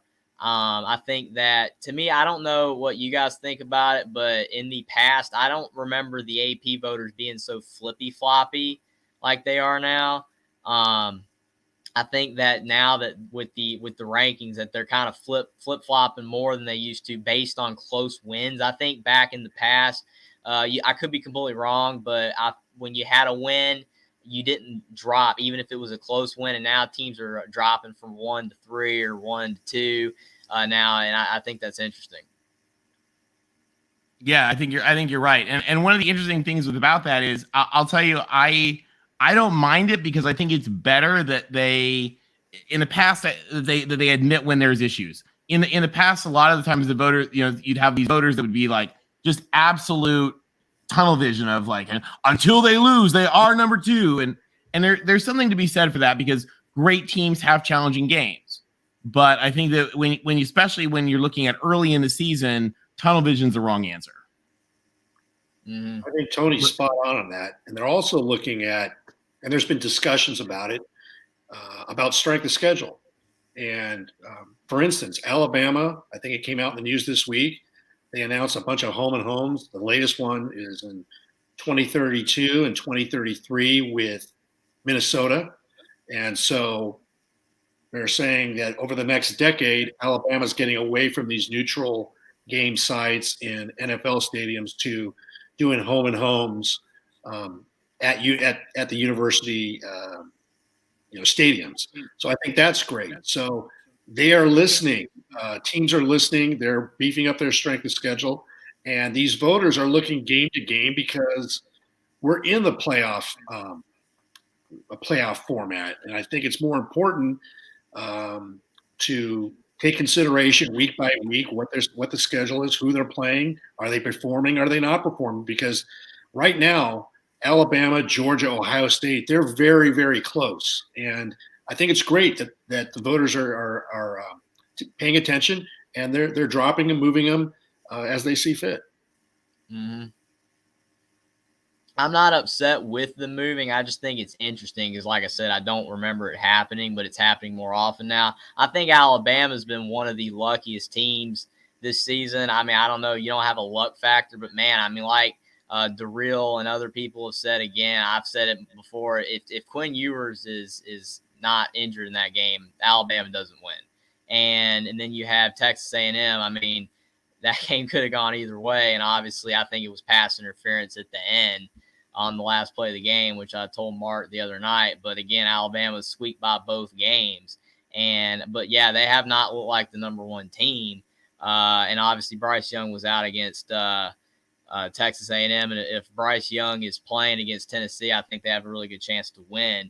But I just think that's interesting. Another thing going to Pac-12, I think it's interesting. Oregon was in the top 12 on your playoff thing that you guys do. They were in the top 12 last week, and this time they were on the outside. I think it's interesting because, I mean, Oregon played super good last week against Arizona. I mean, I don't know how many people are voting, who's watching what games, but I do think Oregon should have stayed in the top 12 for now. They got, you know what happened is really they got replaced by UCLA.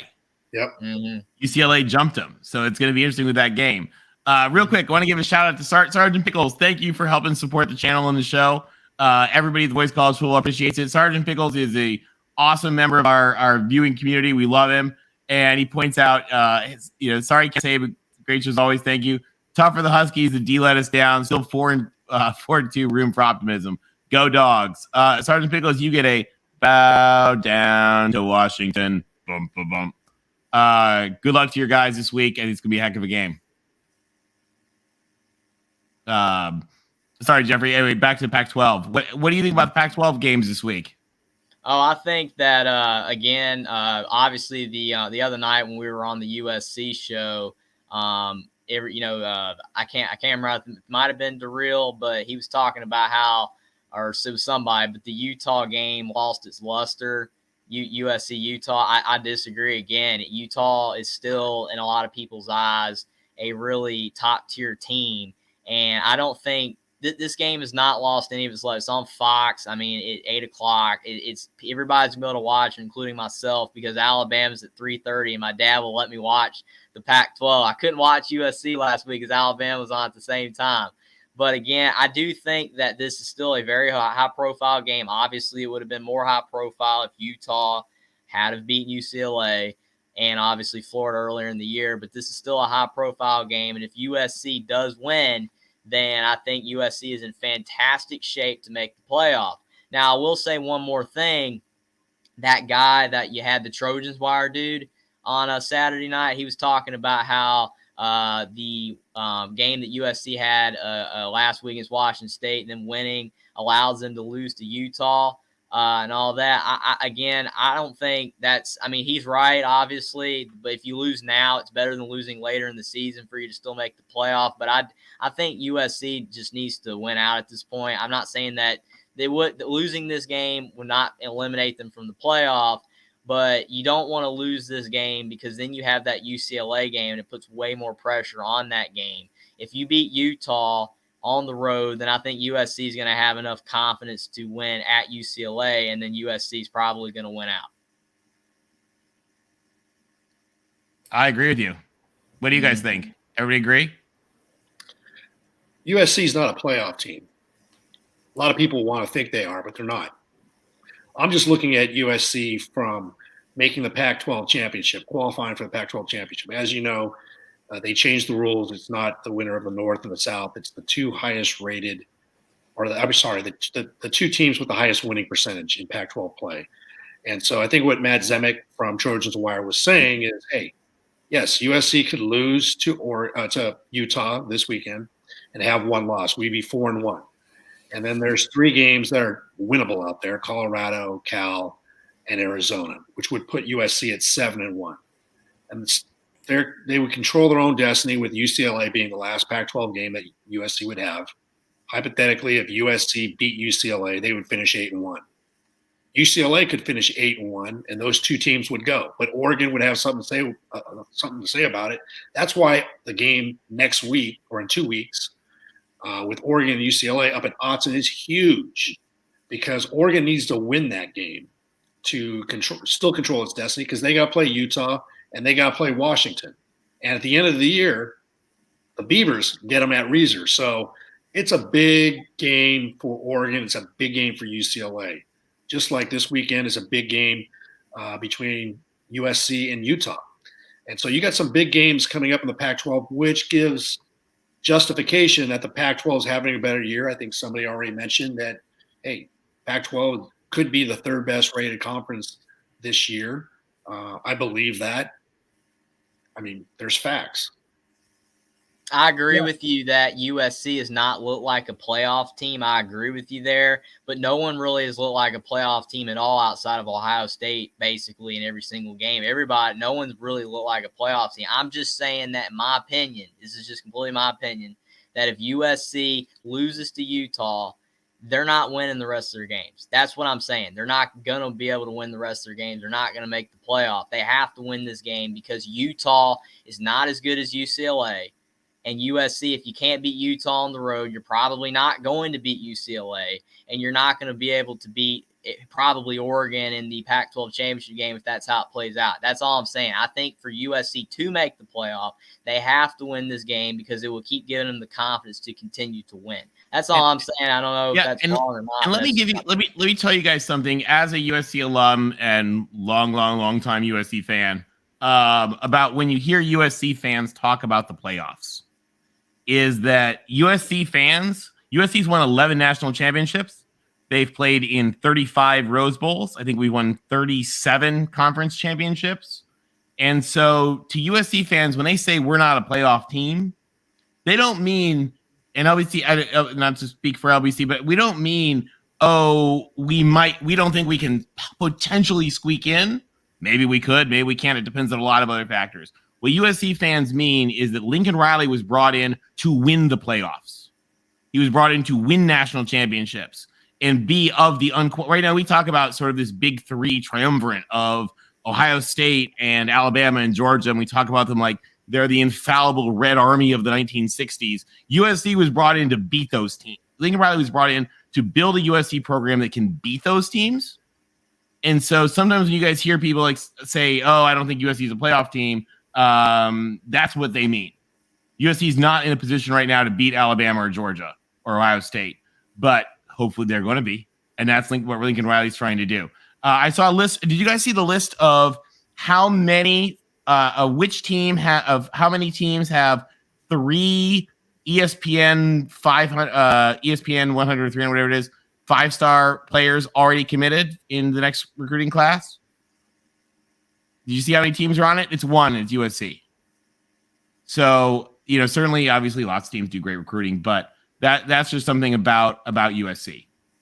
Mm-hmm. So, and by the way, Georgia Reload, yeah, I think Utah and Ole Miss are on about the same level. They're both okay. They're not really playoff teams, but they're pretty good. I think Utah's really good. And yeah, Kevin, I hope to you. USC is this close. Yeah, they're not there yet, but they're getting close. What do you guys think? Did I summarize that well? Being close. On that point, see, I think also I could add to what you said, Tony. I totally echo your sentiments on that. USC last year was a dumpster fire. USC was massive dumpster fire. Year. The teams we're talking about, when we're talking about Ohio State, Alabama, Georgia, these teams have been on a roll for the better part of a decade. And so we are on their level, going from 4-8 to even looking at that level. But when I look around, even the Pac-12 room, where you're looking at Oregon, and even UCLA was 8-4 last year. What Lincoln Riley has done in less than a year is nothing short of amazing. And in all the years I've been watching football, if you put even a competent coach at USC, they're going to win the Pac-12. If you put a good coach at USC, they're going to dominate the Pac-12. That's just history. Everyone in this room could argue all they want with me. That's fine. It's probably not the popular opinion, but USC is going to have a good season. Do they win 11 games? Do they win 10 games? Do they win 9 games? It doesn't matter. If they win at least 9 games this year, the recruiting class that Tony's talking about right now will go from being really good to amazing. And it's just going to get better. And Darrell, you're absolutely right on that. There is a big gap. All right, Jeffrey, real quick, anything else? And then we got to bring in Will and Tide Guy. Basically just going off Darrell's point here, I agree 100%. I said it the other night when we were talking that it's basically a 4-way tie for 4th right now between Tennessee and USC and Clemson or whatever. They're the 3 on the outside. Michigan, those are the 4 on the outside. And there's really no separation at all. I mean, it's basically about even. And on that point about Clemson and Michigan, I had my top 25 anyway. I had Clemson always at number 4 and Michigan at number 5, but the AP flipped those two and put Michigan at number 4 and Clemson at number 5. But then now you see the last week's results. Clemson won at Boston College 31-3. And Michigan won at Indiana 31-10, and you flip them. It's like what I guess because Michigan was close with Indiana for like 3 quarters. To me, again, how do you flip those teams? Again, I always had Clemson at number 4, but the AP did not. But then they finally decided to flip them, even though they both won solidly on the road. It makes no sense. I don't understand. That's why I like Mark Rogers' top 25, because it makes way more sense than the AP. The AP don't make any sense. Well, Jeffrey, you bring a good point, but those games really don't mean anything. It's this week that means you're going to get Penn State and Michigan. So we're in week 6, and it's basically throwing darts with a blindfold on. That's kind of what happens. But let's get the big games happening. Teams will show out or not show up, and that's what's really going to count. Is you've had all the fluff. You had teams that finally played a road game last week. So how can you judge a team that's played its first road game? And there's some teams that have already played 3 road games. So until you play the good teams, then you'll get a truer sense of rankings. And I agree with you 100%. Yep. All right, Jeffrey, thank you so much for joining us. We appreciate it. I had fun. Thank you. And all right, you got my email. We'll sort out your other thing later. I saw it in the private chat. Thank you. I wrote it down, and I can't wait to come on next week or on Saturday. All right, fight on, Jeffrey. All right, next up, it looks like we got a little switch here. I'm looking at notes in the private chat. Sorry. Bringing on Tide Guy and David. Guys, welcome to the Pac-12 Chat Show. All right, thanks for having me. Gentlemen, how are you doing? Great to talk college football and Pac-12 football. It's exciting. What do you guys think about the games coming up this week? Great week of football. As an Ohio State fan, I'm kind of glad my team is on bye, so I can just sit back, start early, get it rocking and rolling at noon with the big game in the Big Ten. Then we move to 3:30 with Tide Guy going to Knoxville. And Tide Guy, is that the biggest game in Knoxville in like a long time, by the way? The last time they even came close to us in Knoxville was when they beat us in 2006. Yeah. I'm old enough, and maybe Tide Guy's with me, to remember when Tennessee was the dominant. Well, right there with Florida as the dominant program in the 90s. I was going to say it's 1999. Both UCLA and Tennessee are relevant. But, but think about it. You that was a great UCLA team that year. 98 was your year, though, UCLA guy. You guys had to play, you had to catch that rematch with Miami and run into Edgerrin James. Sorry to bring up a bad memory. But think about this, though. You talk about Tennessee and Florida in the 90s. Alabama did better than Tennessee in the 90s. Well, yeah, you guys each won a national title, and I think Tennessee won 3 SEC Yeah. titles, though. All right, I what thought, about the right? Pac-12? We got plenty of time for SEC show. Okay, sorry. Sorry, guys. No, that's okay. I wanted to get to the Pac-12. I just got a quick question for you guys on this Utah USC game. Yeah, it's gonna be a good one, isn't it? I do. By the way, I'm wondering about riding the over in another Pac-12 game. UCLA certainly helped me last week. I'm looking at 65. Is your inclination? I'm gathering that you guys think this is a game in the 30s.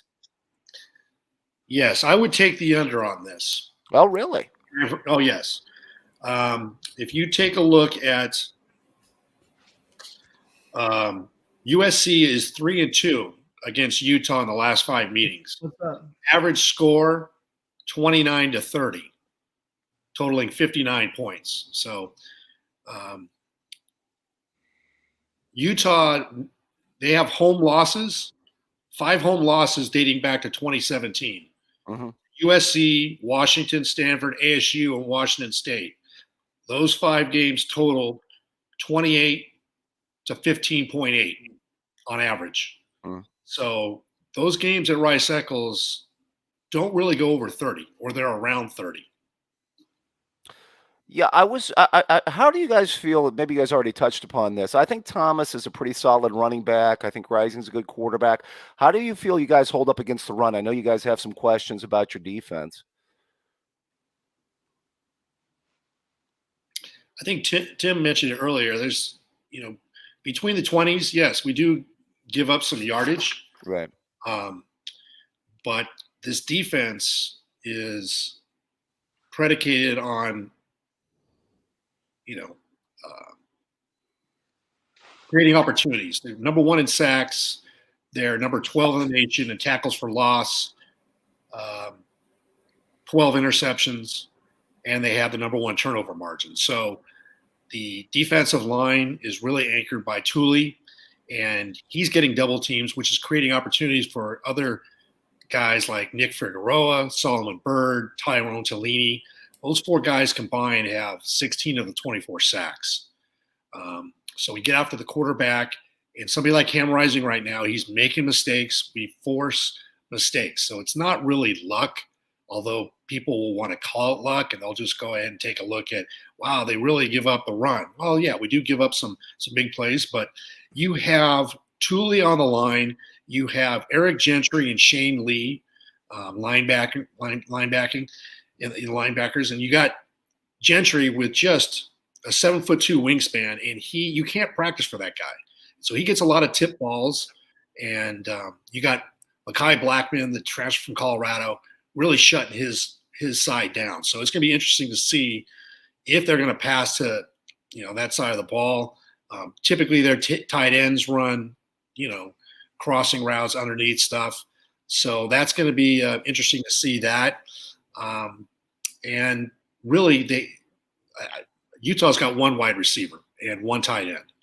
And they do have a guy that catches the ball in the backfield. I believe his name is Bernard.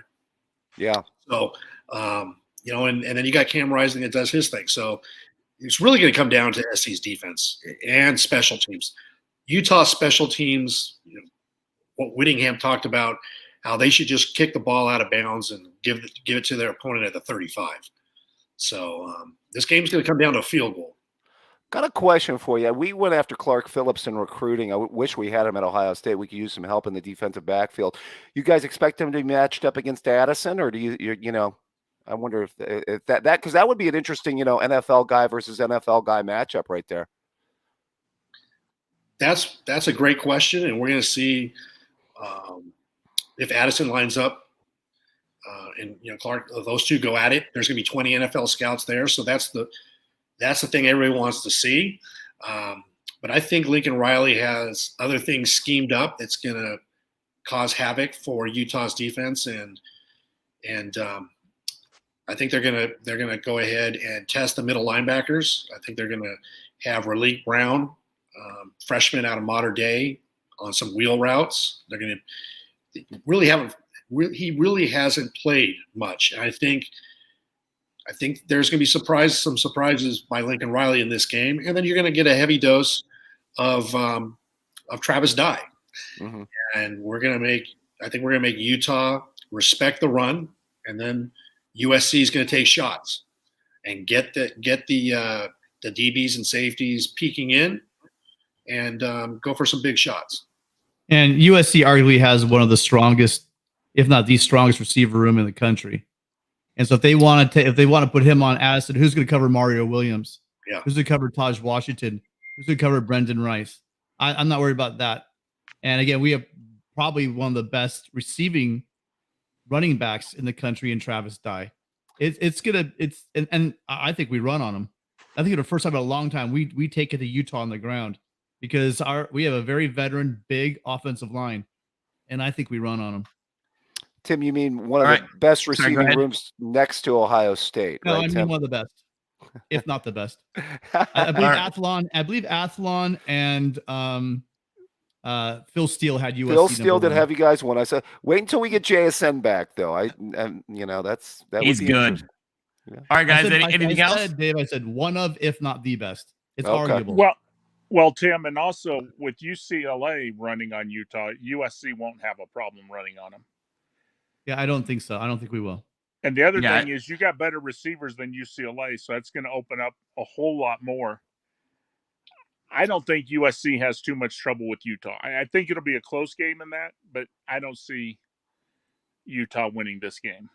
Well, we have to remember, again, I don't know. There are these teams in the Pac-12 that truly playing like exponentially better at home than they do on the road. Again, Oregon State being one of them, and Utah being one of them.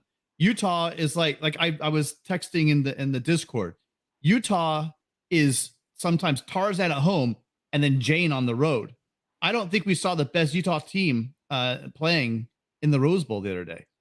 I mean, again, playing UCLA in the Rose Bowl, is still a Utah team. It's still a talented team. But they just simply are not the same team on the road. I really thought Chris points out that Utah's 23-2 in their last 25 at home. Yeah, I was really stunned that they didn't go into Florida early. I know Richardson had that big game. I thought they were going to go to Florida and win by 2 scores. And they really could have pulled it out in the end if Rising wouldn't have thrown that bad pass, of course. But yeah, they really should have. Yeah. All right, guys. Anything else before we bring Will on to talk Notre Dame? No, I don't have nothing. Hey, I just love the show. And then if you guys ever come back on the Sunday nights, I'd love to be able to get in there and chat a little bit with you guys at that time. For sure. Absolutely. Talk to Ben and John are the gurus of that. Okay. Oh, hey, Rick. Yes. They were asking in chat a little while ago about what LBC stands for. So I explained to them that it's losing in Birmingham. Crap. I love it. LBC is short for Long Beach City.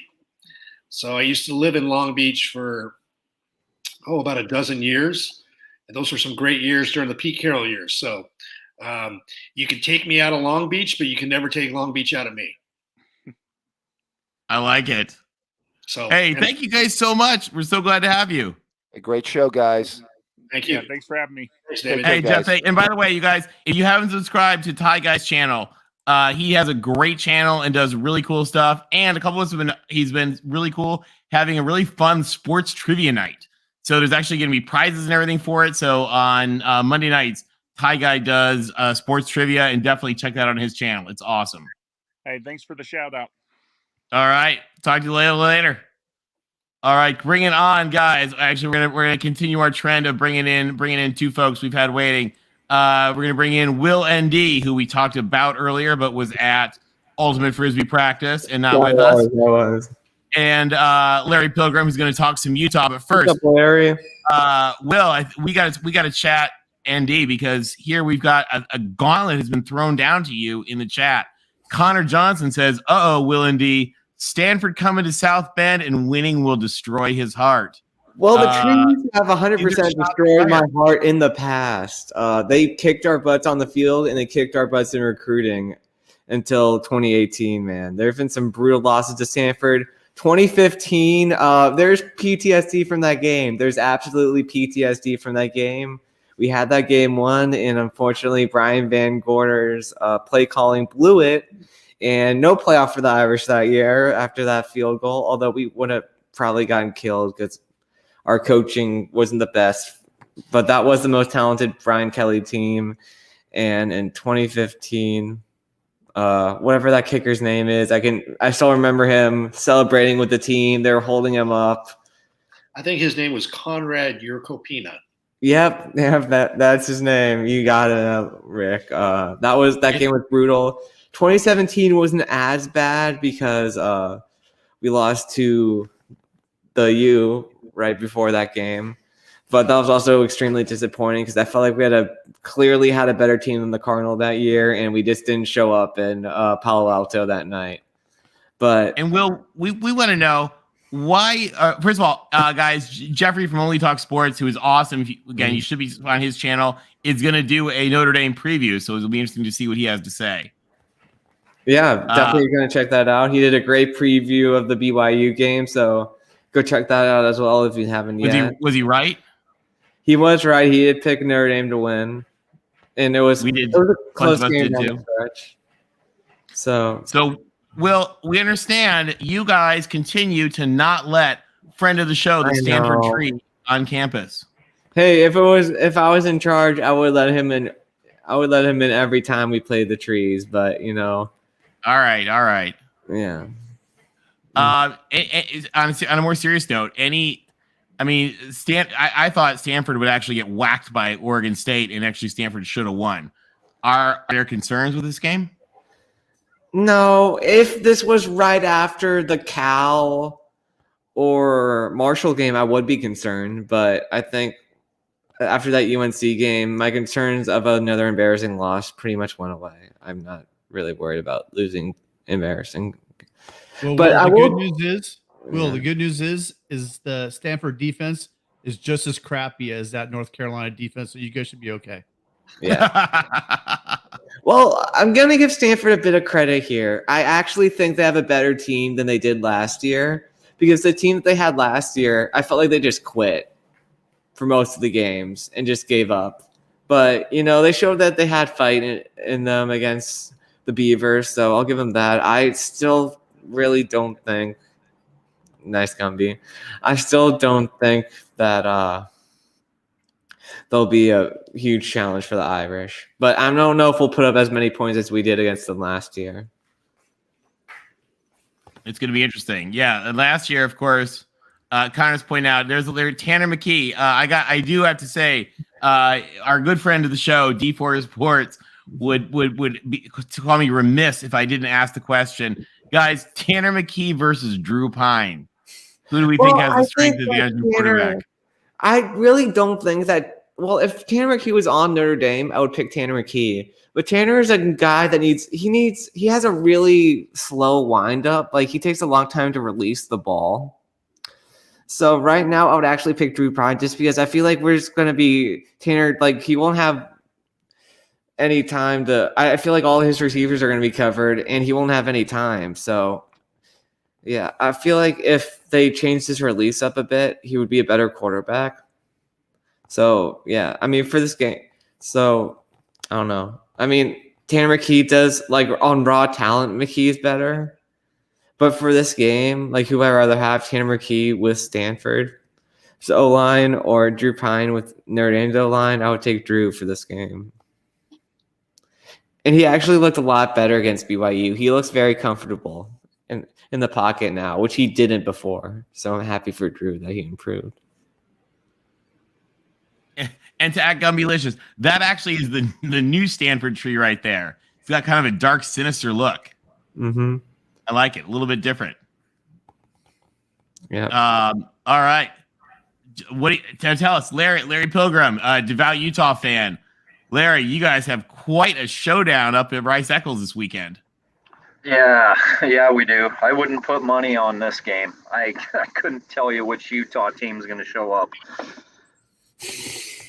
So it's gonna be a good game. What's your prediction? I'm not predicting anything. I seriously have no clue, as does Vegas. Yeah, I think you're right on that, aren't you? Yeah, I don't know what they're gonna do. So, but hey, I wanted to bring up a discussion that's gone around, and Matt was on Mark's channel on the USC preview, and I feel like there's been a huge misrepresentation of what Kyle Whittingham said during the press conference. He was asked a multiple question in one question. He was asked, what do you know about Lincoln Riley and how do you think he's done at USC? So he went through the spill of what he knows of Lincoln Riley. And then the first thing out of his mouth was, I think he's done great at USC and he's been able to get a lot of talent through the transfer portal. But yet, you know, when Lincoln Riley came in, everybody touted, oh my gosh, watch the transfers come in and watch the recruiting go up, and nobody batted an eye. And so when Kyle Whittingham said the exact same thing, now all of a sudden he's firing shots. And Kyle has been nothing but respectful to every Pac-12 coach and team since he's been in the league, except for Herm. Yeah, and Larry, I agree with you completely. I didn't see anything that I thought was at all not anything but classy, and I thought he was answering the questions. I do think he was trying to rally boosters to raise money. Like it sounded to me like a fundraising speech, like a inspire the boosters speech. And I didn't see any disrespect to USC. I didn't sense any disrespect to Coach Riley. Yeah, and I took offense to it when Matt said it on Mark's channel and said Kyle was playing, jujitsu with his words, and I was really offended by that because he actually said Lincoln has done great in getting the talent to USC, which, even as USC fans, you think the same way Kyle does. You knew when Lincoln came in, you were going to get some good transfers. Your recruiting that was part of the goal. Yeah, exactly. So how's Lincoln doing? He's doing great. Oh, great ninjutsu with your words, Kyle. Anyway. Yeah, and to Utah fans out there, and I know we have a bunch of Utah fans that follow the show. I want to give a shout out to the Utah program. This is the most stable program in the Pac-12 over the past 25 years practically. I mean, this is a program that built itself from being just sort of a middle of the G5 program to raise itself up to be the best team, one of the best teams in the G5, one of the best teams in football. They joined the Pac-12. They helped the university ascend into AAU status, and they won the Pac-12 and took the state of Utah to the Rose Bowl last year. And Kyle Whittingham is the dean of Pac-12 coaches, and I really can't give enough shout outs to Ute fans, Ute program, and Coach Whittingham and the school administration. Yeah. And so it's been a solid program, and what I'm curious to see is what kind of defense they run out, because we've seen Utah try to play mix match with USC.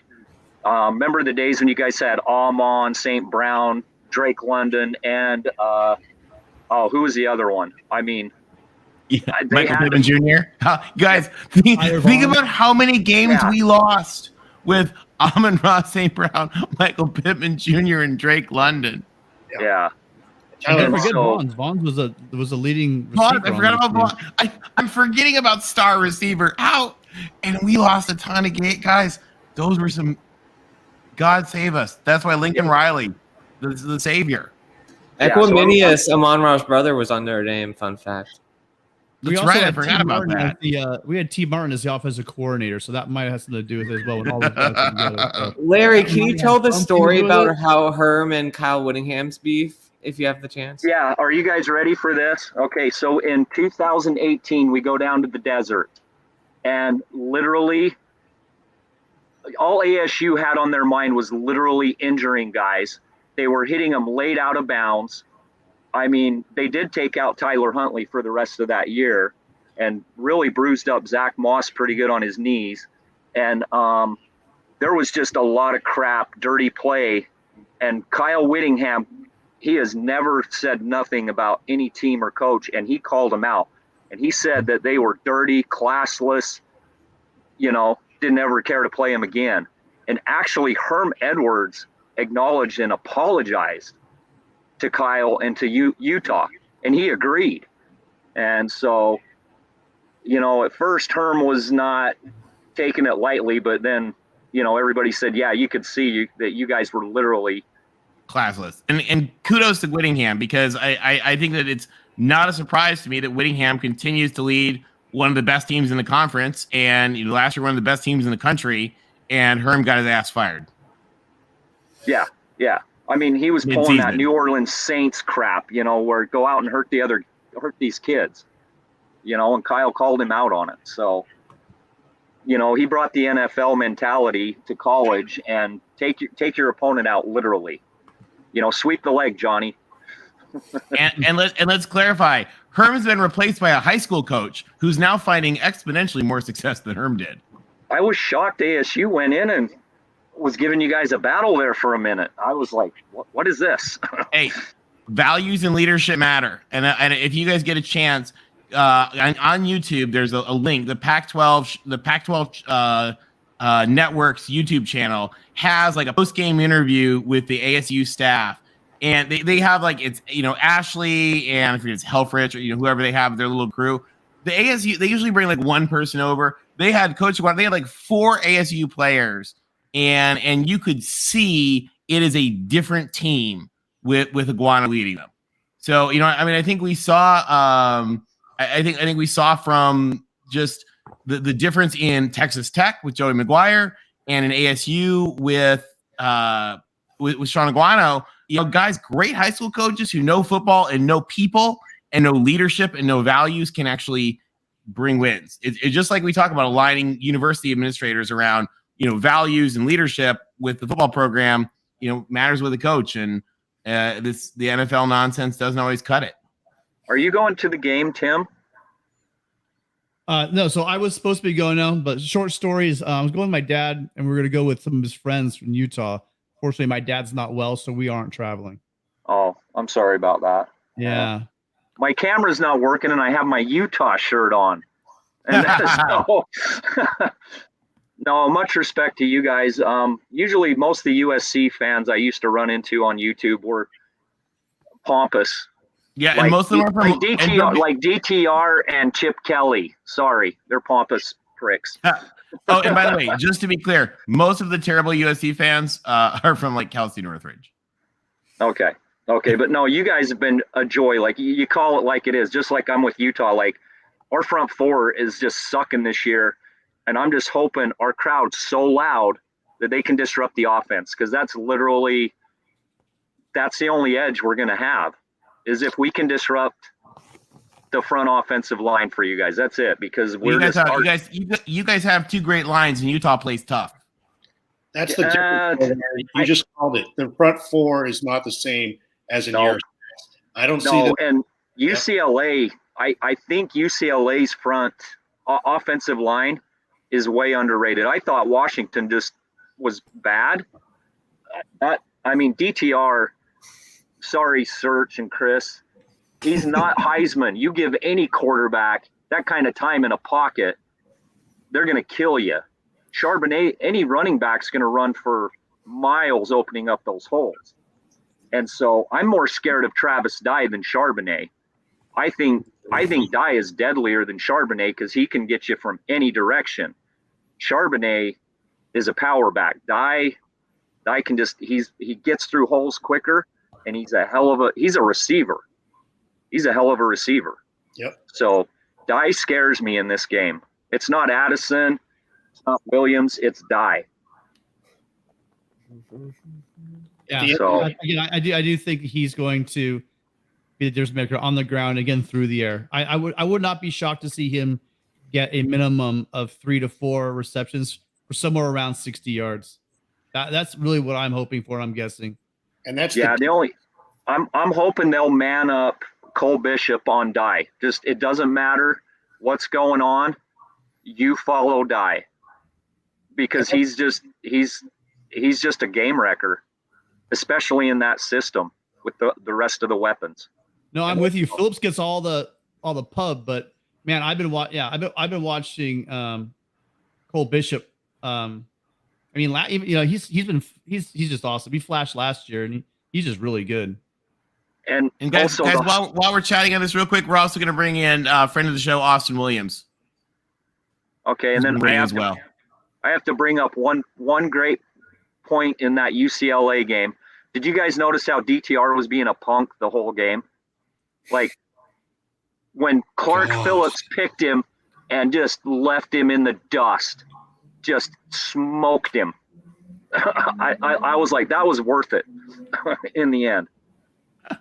He's good though. He's really good. He's got I like it. He's got kind of a fun attitude. His mom is also really cool. We like trade Twitter likes with each other. Yeah, DTR has like Michael Jordan levels of like perceived slights against him. If you like scroll through his Twitter feed, it's just like anytime, it's just like retweets of like people hating on him, and that's kind of like what gets him going. So, all right. Well, I don't know. I know when I coached kids, whenever they would go out of their way and run 10 yards to get in somebody's face, I'd pull their butts out of the game. So I'm old school like that. Like I believe in competition but I also believe in sportsmanship, and I don't know. That's just the old school guy. Punch a guy in the face and shake his hand at the end of the game, you know. He wouldn't even shake the hands. He literally walked off the field. So. Well, and that's what I think of when I think of Utah is that lunch pail mentality, that punch you in the face, grind you out kind of team. And I think that's the kind of game USC's gonna be in for. But I think this year USC brings probably the best lines you guys have seen from USC in quite some time. And that's what gives us a good chance in this game. Yeah. And not only that, but with Utah, I mean, the Utah players, like, you sort of talk about that stuff. Like, I've always been really impressed with the Utah players. I mean, like, Cam Rising's a great guy. Like, is there anybody in football that's a better guy than Britton Covey? No, he wrote the book on the moral compass thing, I think. Yeah, literally. His grandfather literally wrote the book on the moral compass. Yeah. Actually, yeah. I mean, the kid's from a billionaire family. And, yeah, I actually built the Covey leadership building in Provo, Utah. Yeah, oh, I believe it. And one of the things that I laughed about him, they made all the big deal, like when he was with the Eagles and he wouldn't let him into the parking lot, and he went over and parked in the player lot. This dude could buy the Eagles. Yes, yeah. He could actually buy the Eagles. Anyway, yeah. Okay. All right. Real quick, anything else before we got to bring on friend of the show, Eddie Reyna. Oh, there you cut out. Oh, I'm here. No, I'm going with last year.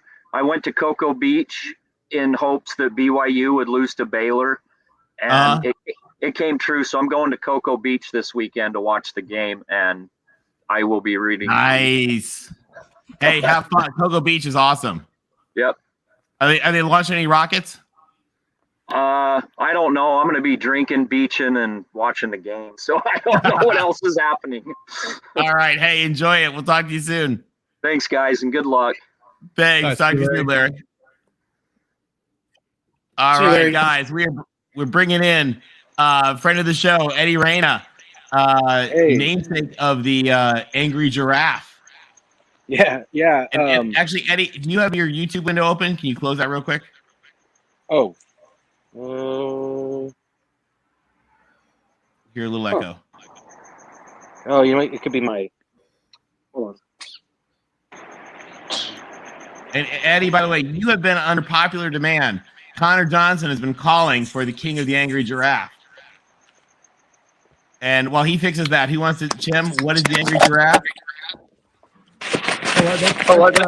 That's the name that Eddie's given Gentry, 6'6" Gentry, the 7'2" wingspan, the Angry Giraffe, because he plays like an angry giraffe. He does. In fact, you'll notice we've got the Angry Giraffe in our little group picture here. And if I gotta be honest, he's got the longest linebacker neck I've ever seen in my life. That dude has that prototypical linebacker neck that's wider than his head. But at 6'6", it looks almost out of place.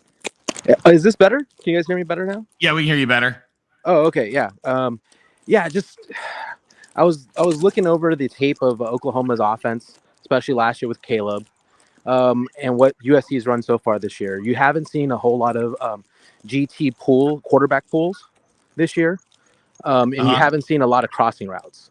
You also haven't seen a lot of action off the GT pool to the running back on the backside. So, which were staples of Lincoln Riley's offense of Oklahoma and Lincoln Riley's offense for a while. Yeah. Utah can't stop a running quarterback, and they do terrible with crossing routes.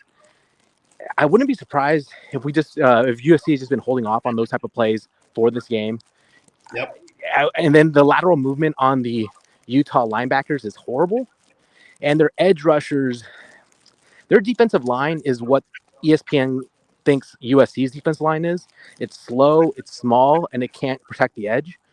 I don't see how they can do well past the first quarter. I mean, I think they'll be fired up, and I think Cam knows his line's not gonna be able to hold up, and he's gonna push too much. And I don't see them having the type of receivers that can do much against the secondary. I expect Cam to get 2 or 3 picks. I don't, they'll probably rush for close to 100. I see it being something closer to like 49, 56 to 21 than anything, close to Utah winning.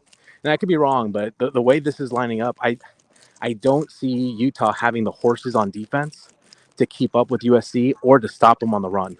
And they can't, they played one really good mobile quarterback and one mobile quarterback they made look like a Heisman Trophy winner who turned out not to be good. Caleb is a Heisman I'm Trophy. with you on that, Eddie. If I could just address a couple of those things. So you're right, that GT like counter, right? They pull the guard, which was a staple of Lincoln Riley, the guard, the tackle pull. The thing is how healthy is Dedich? I've been worrying about that myself, but Dedich is banged up, and that might be part of the reason. I really don't know, unless you got Voorhees moving. But I really think that the problem with Utah is that they gave up a lot of points to UCLA.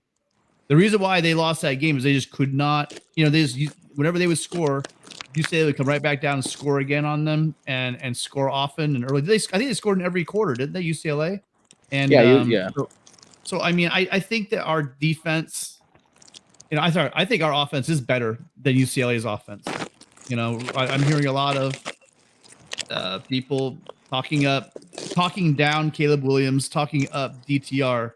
Where the matter of fact is that Caleb Williams is still Caleb Williams, and he's going to eat. He's going to get his yards on the ground and through the air. And I do think we're going to score, but the difference in this game is going to be Caleb Williams had a lot of trouble up in Corvallis with the crowd noise. I thought it seemed to me, right? It just seemed like that the whole offense had a little bit of trouble with that crowd noise. That's nothing compared to what the Muss is going to throw at us. No, I think you have the opposite. I think the crowd noise up in Corvallis is much worse. They have.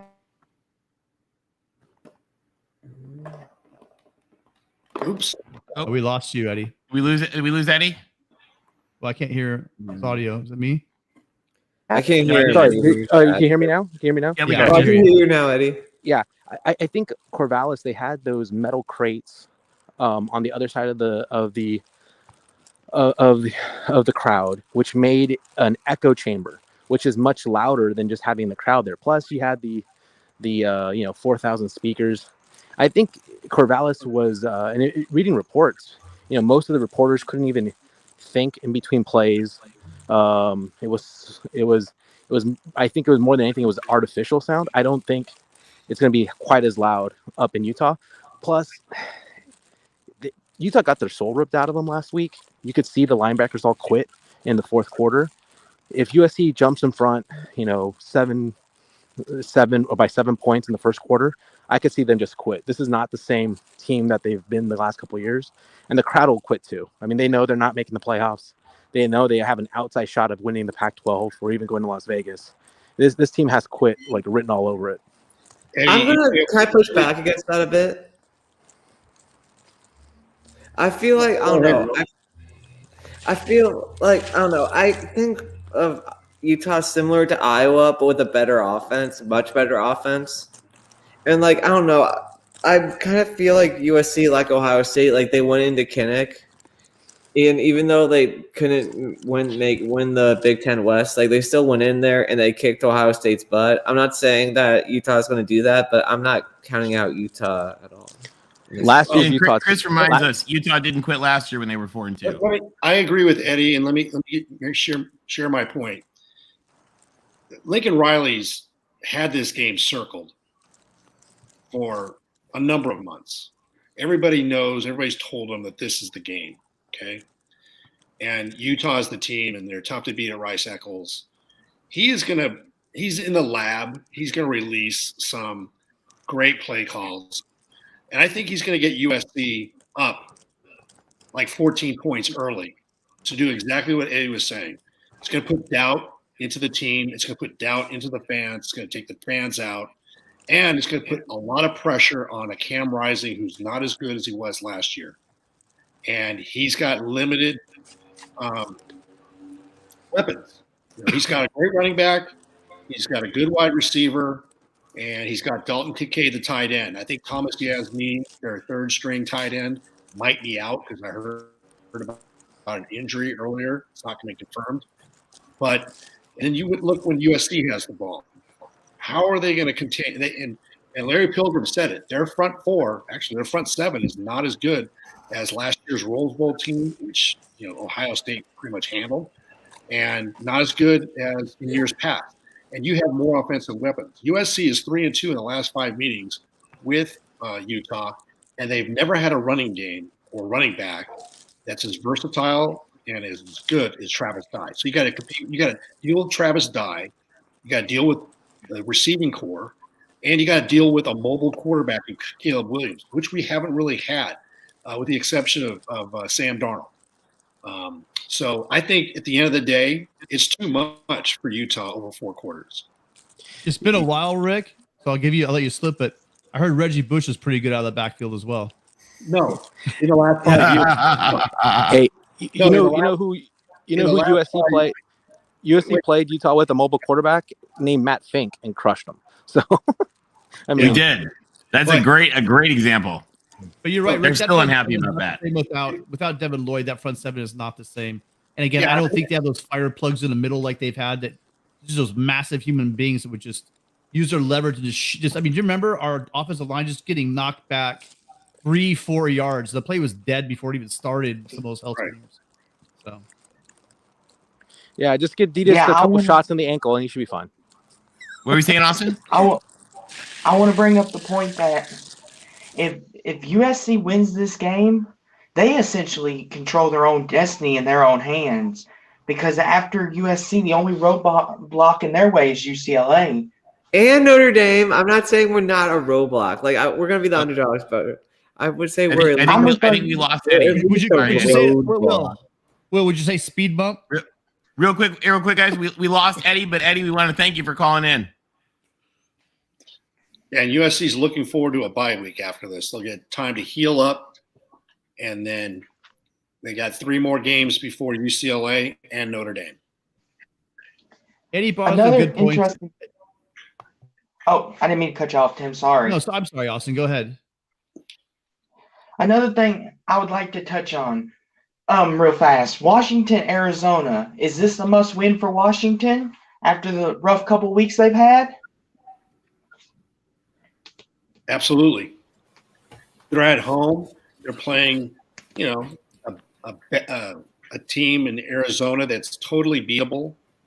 They're getting better. They're not like last year, but you have to have this game. I agree with you. I think this is a big deal game because the Huskies have aspirations of a pretty good bowl. I mean, we could be talking about a Holiday Bowl or an Alamo Bowl or something like that. And I mean, actually, they could still have a chance at the Pac-12 championship game. I mean, if they take care of business against Oregon State, actually, I guess no, they probably won't get the Pac-12 championship game. But against Oregon and Oregon State, and everybody else that they've got, they've got a lot of their season left to play for. Yeah, and heck, I mean, if the Pac-12, if we get a bunch of teams with 2 losses, they might not be out of it. Who knows? Washington, yeah, has a lot of the tough, Pac-12 North teams coming up, but they also have, they're going to get bowl eligible because they have, I do believe they're going to beat Arizona. I do believe they're going to beat Cal, and then they have Colorado. But I mean, they still have to play the Beavers, the Ducks, and the Cougars. So, it's good. They're going to need this win. That's definitely. I wouldn't say it's a must win, but man, the heat's going to be dialed up a lot if they lose. Because ever since that UCLA game, it seems like Washington had all that hype going with them, and then they lose to UCLA, and then last week they got 45 points scored on them against Arizona State.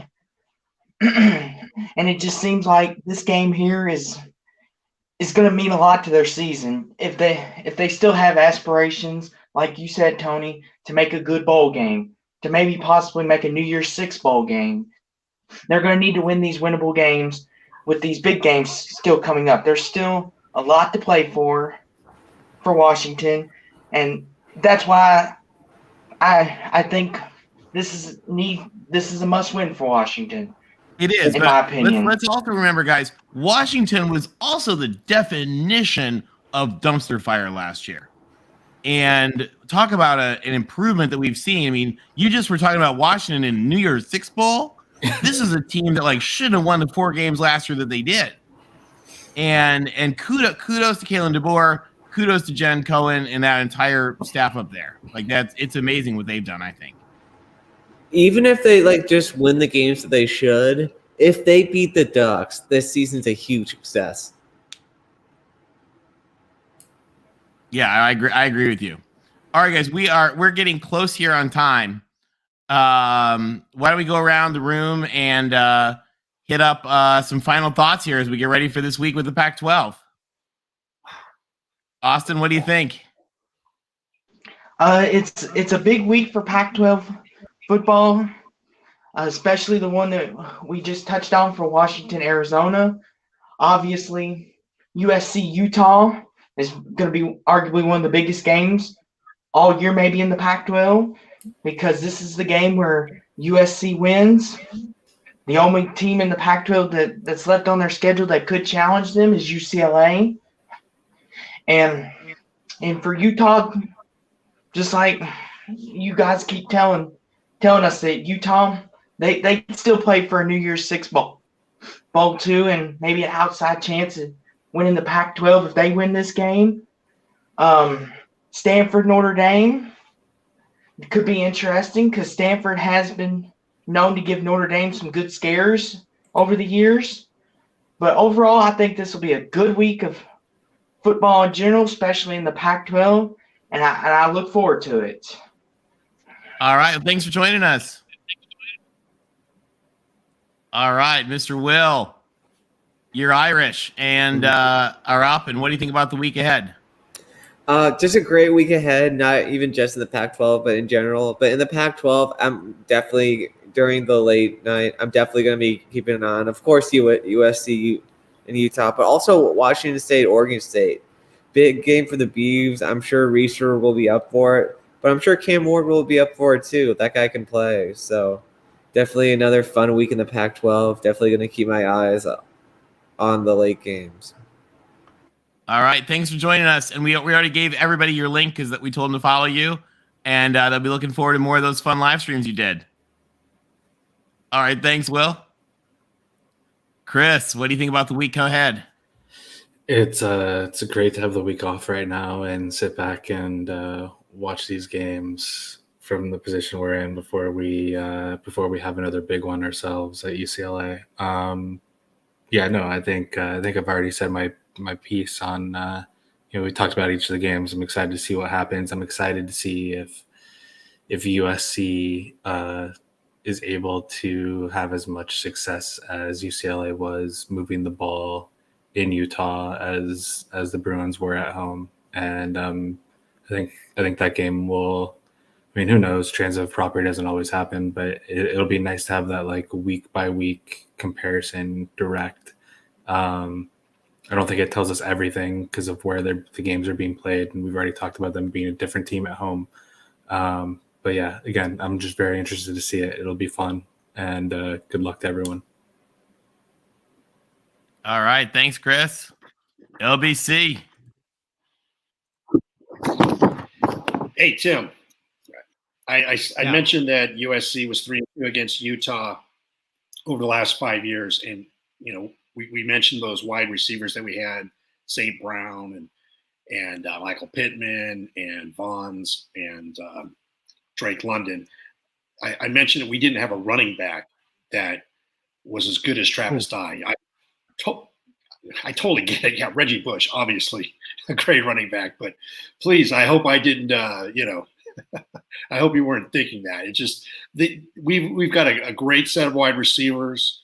Dye is awesome. I think Reilly Brown is going to actually get featured in this game. That's just my hunch. But Utah's defense, Larry said it. They're not as good as in years past. They're not going to get that push, and they're going to have to account for so many weapons on this field. It's just not going to happen. And over the last 5 years, I know. Here's some numbers for you. Utah's 27-5 at home. That's an .844 winning percentage. And away, they're 14-12, .538 winning percentage. Totally different team. So, yeah, you can go ahead and try to compare, back-to-back USC, UCLA's win against Utah than USC's, game against Utah. But totally two different things. The Utes are really going to put up a fight. They're going to have to. But at the end of the day, I think this is the game for Lincoln Riley. And like I'd mentioned, this is a kill shot. And yes, I did say 34-30. USC is going to win this game, but deep down inside, I think it's going to be even a bigger margin than that. And we'll just let it play out. But USC is going to take care of business, and Utah is going to be done. They're going to be done after this weekend. USC is going to have a break, and then we're going to get the likes of Arizona, Cal, and Colorado before we fill up that Rose Bowl and actually make some money for the UCLA football program, because we own the Rose Bowl and USC rents it out. UCLA rents it out. So that's how it is. Look forward to a great weekend in Pac-12 football. I think the Washington State, Oregon State game is going to be intriguing. Good luck to both the Cougs and the Beavers. And look forward to Saturday at Rice Eccles, 5 p.m. Pacific, 6 p.m. Mountain Time. Thank you, guys. Thank you, LBC. Fight on, Tim. What do we think? Yeah. Well, I started out the season talking about 8-4, and then we got some of the transfers. I was like, wow, maybe a 9-3. And the reason why I say 8-4, 9-3 from the very beginning wasn't that I thought that this team isn't going to be better than 3 or 4 teams that they're going to play. The issue was going to be depth all along, and I think the reason why people are already, I've seen in the chat, I've seen people talk about the fact that USC struggling. Oh, Caleb Williams this, Caleb Williams that. The issue is we've had 2 of our linemen dinged up, and that has completely changed the offense. And there's definitely have been some issues with the offense. If we can keep our offensive line and our defensive lines intact, I think we have a good chance to make a really nice run here, starting with Utah. The Utah game, I think, will be won by Travis Dye. I think if we win this game, Travis Dye is going to be the player of the game, not Jordan Addison, not a receiver. So I mess with Chris because that's what we do. The Bruins, the beginning of the season, I didn't give the Bruins a chance in this game. Early on, even watching them play against their early preseason games, I didn't give them a chance in the USC game. If by some way USC can work it out to stay healthy, I think that game is going to be one hell of a game. I even mess with Will. But if USC loses a couple of linemen, that we might start heading towards that 9-3 prediction that I had. 8-4 actually was my prediction. But keep them healthy, and I think that USC is every bit a playoff team. They're not a national championship contender because again, those top 3 are going to kick the crap out of whoever goes into there. But I absolutely think if USC stays healthy, they will go on that run. So. All right. Thanks, Tim. Fight on. All right, Mikey G, some shots fired. Dye had his chance against Utah. Just saying. Oh, Mikey with a zinger. Hey, guys, this kind of brings us to our close now, but I want to thank you guys. This was a lot of fun tonight, and it was fun because of you guys. You guys had the chats in all 3 of the rooms firing off tonight. It was a lot of fun, and it really means a lot to us to have you. On behalf of the entire Voice of College Football community, Mark's channel is here for you guys. And so we really appreciate Mark giving us the opportunity to have a spot for the Pac-12 fans, and we appreciate all of you guys who are from Pac-12 schools and fans of Pac-12 schools joining in, as well as everybody who's fans of other programs and other teams that are just joining us for tonight to talk about the Pac-12. So we really appreciate it. We do want to give a quick shout out to 2 other things that we hope you'll join us for. First is every Monday night at 11 Eastern, 8 Pacific, Matt Zemek from Trojans Wire, who is absolutely phenomenal, does an hour-long show with Mark that really digs into USC in depth. And then hope you'll join Tim, LBC, and I live after the USC game for USC post-game live on the USC Voice of College Football channel. This is going to be USC's biggest game of the year, probably, at least to date, although we'll see what the UCLA game brings. And it's going to be a lot of fun, win or lose, at that post-game. We hope you'll join us. So on behalf of everyone here at the Pac-12 Chat Show Live and from the Voice of College Football community, thank you for joining us. Everybody, have a great week. Be safe, have great games, and fight on. We'll see you next week.